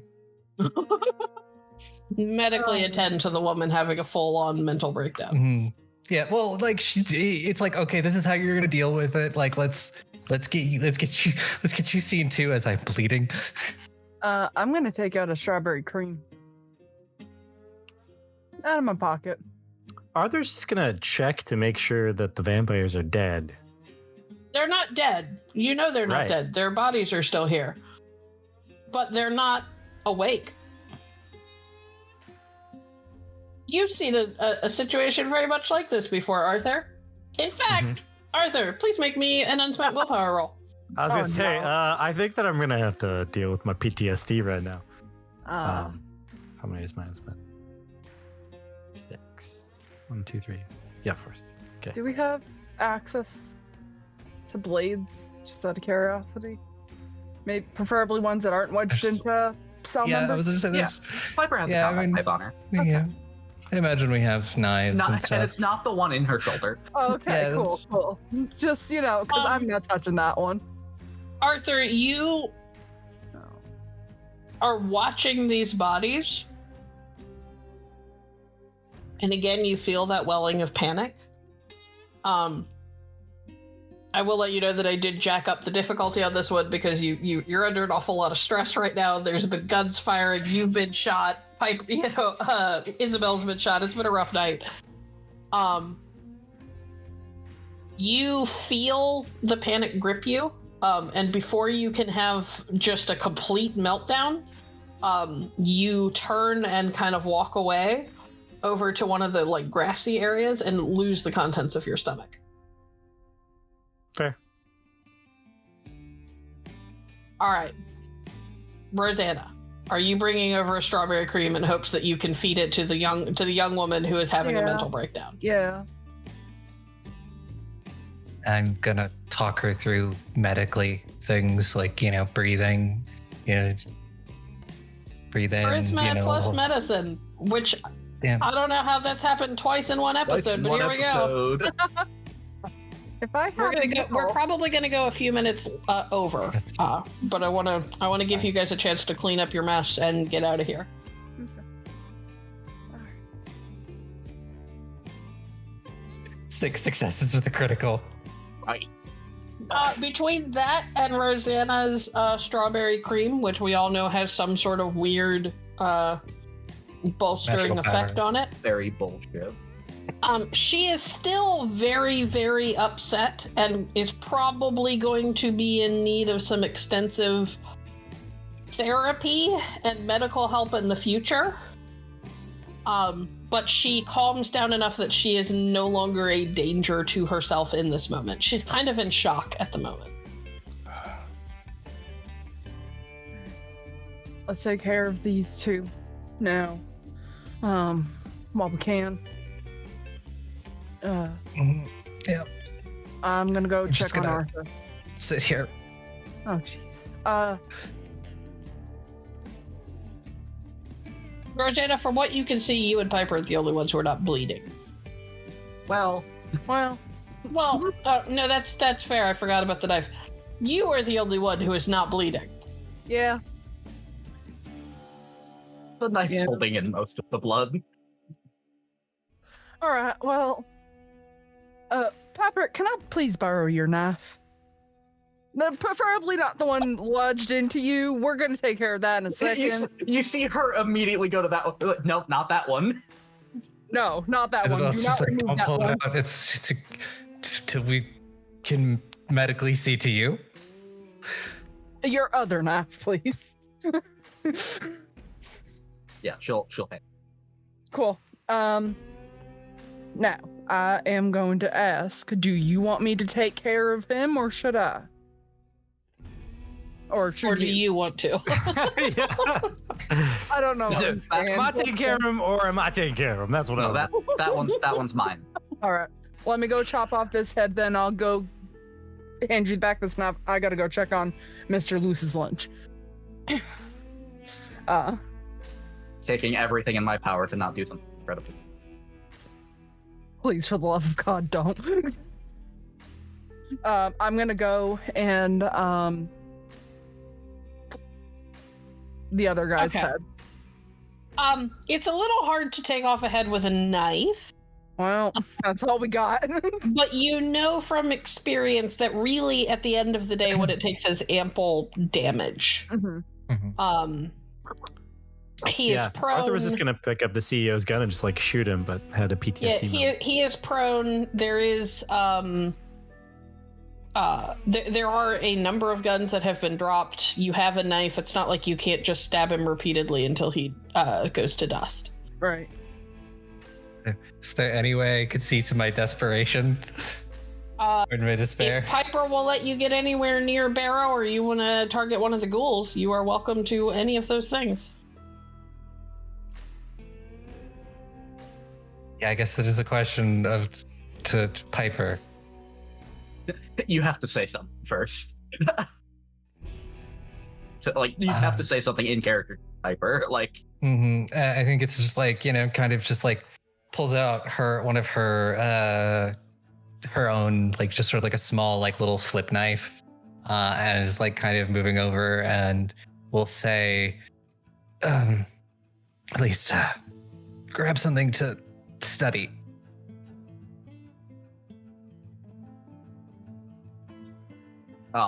Piper looks at Isobel like dead serious. Please tell me you're not fighting the book.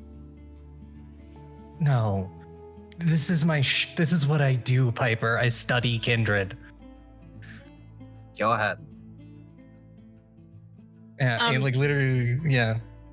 Isabel, if you would like to, you could say that you have a vial on you. Mm-hmm.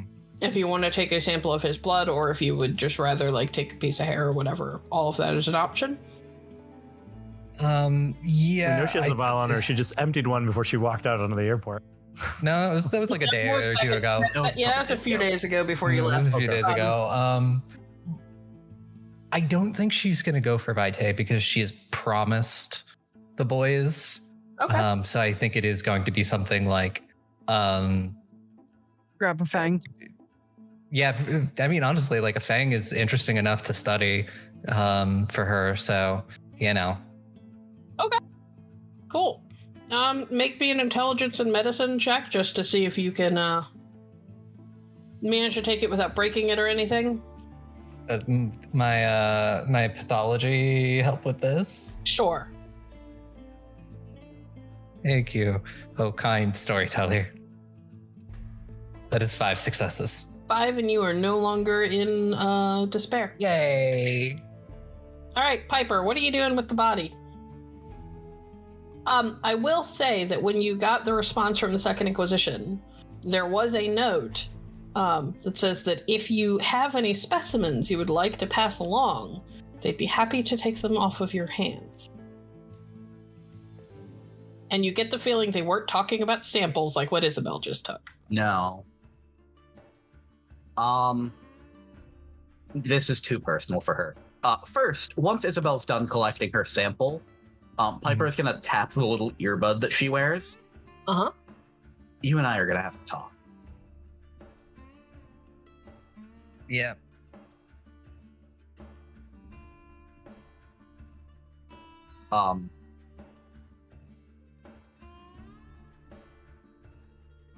She's just gonna basically the drone is gonna take one of its legs and just kind of start smashing it into this guy. All right. It doesn't take much or long, even with all of his physical prowess. When he's unconscious, he can't use most of that.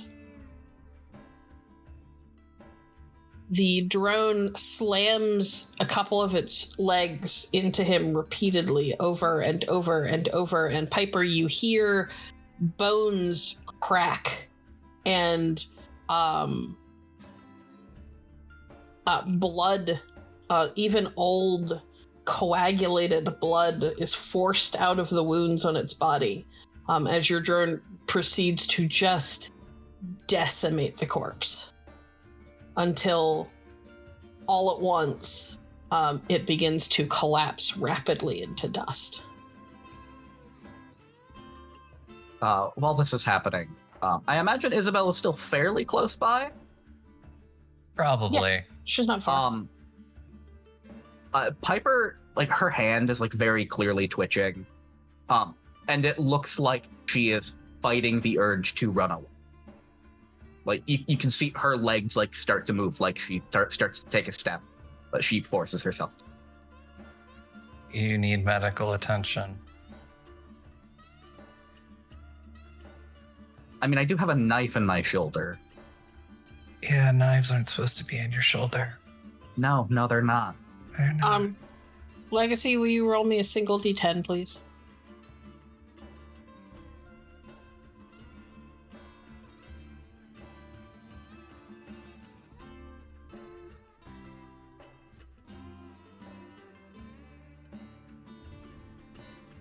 Seven.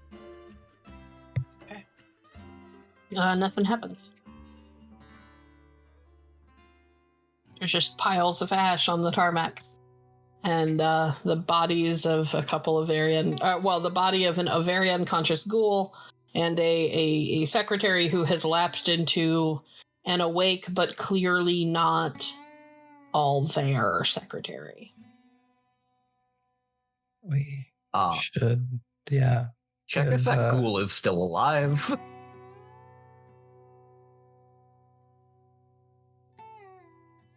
Yeah, I mean, Isobel will go over gingerly and check his pulse. No pulse. I'll shake my head. No.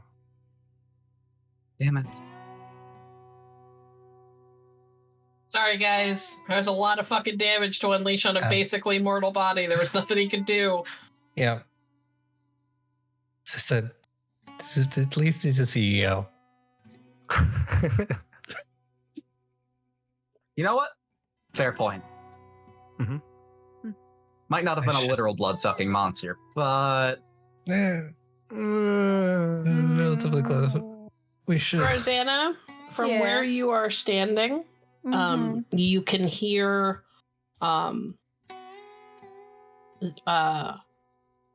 you can hear the RV's engine rumble and start up. Uh-oh. And at least one motorcycle is coming pretty rapidly around the gate. All right. We should get ready. Yep. Y'all get into the RV. It sounds like it's coming. Yeah. Yep. Do we want to try to bring her with us? Get her somewhere No. safe? No. Someone call the Second Inquisition. Yeah. Let them know they've got a pickup. All right. I'll They call at them. least Y'all can have the y'all- ghoul. Y'all get in.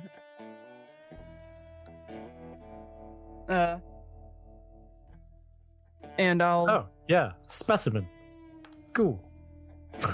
And they can have the ash. I mean, the ghoul's dead, so I mean, I'm sure he has some limited use. yeah. Arthur will prepare to get in the RV. all right. Who's calling the Second Inquisition? I think it's Rosanna. Yeah. All right. Sister Mary Christopher, this is Bishop Thomas's office, or Bishop Shaw's office. How may I help you? Hi, sister. This is Dr. Rosanna LaBelle. How are you doing tonight? I'm lovely, Doctor. How are you? Doing very well myself. Thank you for asking. Our mission is complete. We do have a couple of rather unfortunate casualties. One of the targets known accomplice and a regular woman are here. The woman's alive. The known accomplice has unfortunately moved on from this. I see. Well, unfortunately, Miss LaBelle, if we send in a bunch of sirens and lights, there's going to be unwanted attention, and you have a flight, according to my records, inbound very quickly.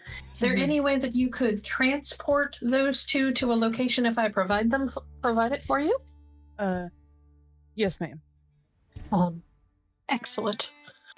She reads off a couple of addresses. One of them looks like it's just a random house in the suburbs.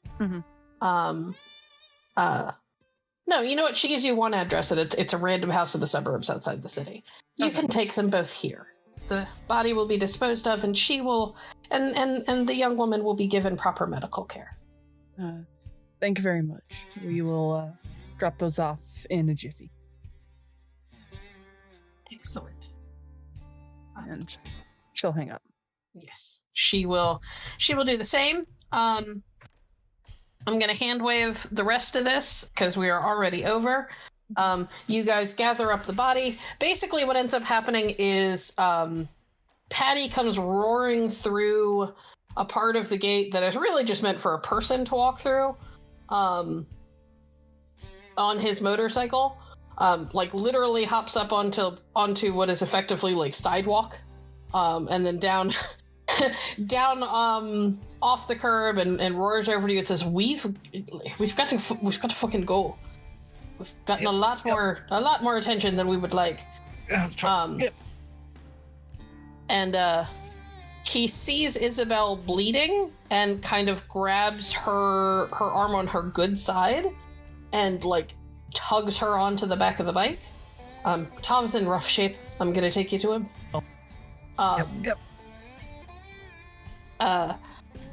And kind of glances at the woman and at the body and looks at the rest of you. I'm going to hope that you guys can handle grabbing them. Yeah. One of you grab that, and she'll point to the CEO. And Rosanna will go and lead the woman into the RV. Okay. No rolls needed. You guys gather up the body. Rosanna escorts the young woman, who's kind of barely coherent anyway. She's kind of staring off into the middle distance with that kind of blank expression, like her mind is sort of shut down because she just can't handle what's happening. Get them onto the RV. It's about a 30-minute drive. You drop them off at literally what just looks like a pretty nondescript house in the suburbs. you guys have been doing this long enough to know that this is probably a safe house of some sort for the Second Inquisition. They have you back the RV up to the building to allow for the unloading of the body. A doctor who is clearly here to see the young woman spots Isobel bleeding from a gunshot wound and takes a moment to see to her wound first so that Isobel can help the rest of you. And then takes over taking care of the young woman. You guys have no idea where either of them are going to go after this. You just know that they're out of your hands. Tav, when you guys get to the RV, Tav's bike is in the back of the RV. Tav is on the stretcher. Isobel, he's fucked up. You don't know exactly what happened. Some of this looks like it might be road rash, like he got knocked off his bike at some point. Some of it looks like it could have been claws or a knife. It's rough. Can you please make me... This would be an extended check. I want you to make intelligence plus medicine. Pathology will apply, but you're going to be at a -2 because you're going to be doing this on the road. Okay. In less than ideal circumstances. And is this something I could use desperation on?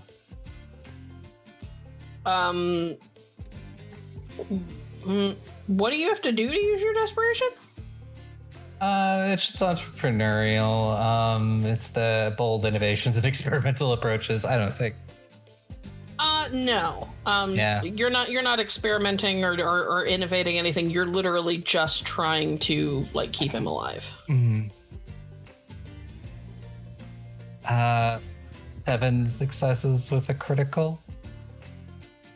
Okay. Make me 2 more. Okay.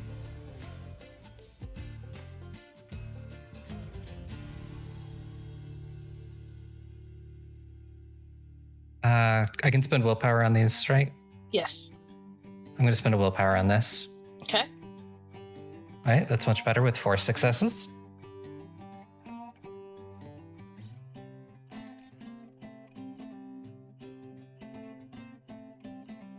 And that is 4, and just a big because she does not want to lose him. I will also spend another willpower. Okay. 9 successes with a Jesus. critical. All right. Isobel is bound and fucking determined. You managed to stabilize Tav. It was very touch and go there in the middle. You started out really strong, but unfortunately you guys are in a moving RV. There was a lot of movement. There was a lot of things swaying. The lighting wasn't amazing. So halfway through, you weren't sure if you were going to need to rush him to that OR in the hospital. And Arthur, who was driving, ends up actually driving you to the OR, which is where you finish up saving his life, and that's what makes the difference at the very end, is being in a proper facility with staff who rush in to help you. Yeah, can't let my boy Tav get killed on a thing. And that obviously everybody else's wounds get seen to. None of y'all got hurt so bad that I feel like we need big dramatic scenes for them. Yeah, I mean, I had more than half of my health tracker with ag, but I'm fine. Fine. Cough, cough. Well, you were also seen by a doctor. And they give you a little bit more care in the hospital, but it's not too bad. You're well on your you will be well on your way to mending with time. And that, ladies and gentlemen, is where we are going to call it for the evening. Thank you for tuning in. Thank you for sticking around for the extra 15 minutes while we wrapped everything up.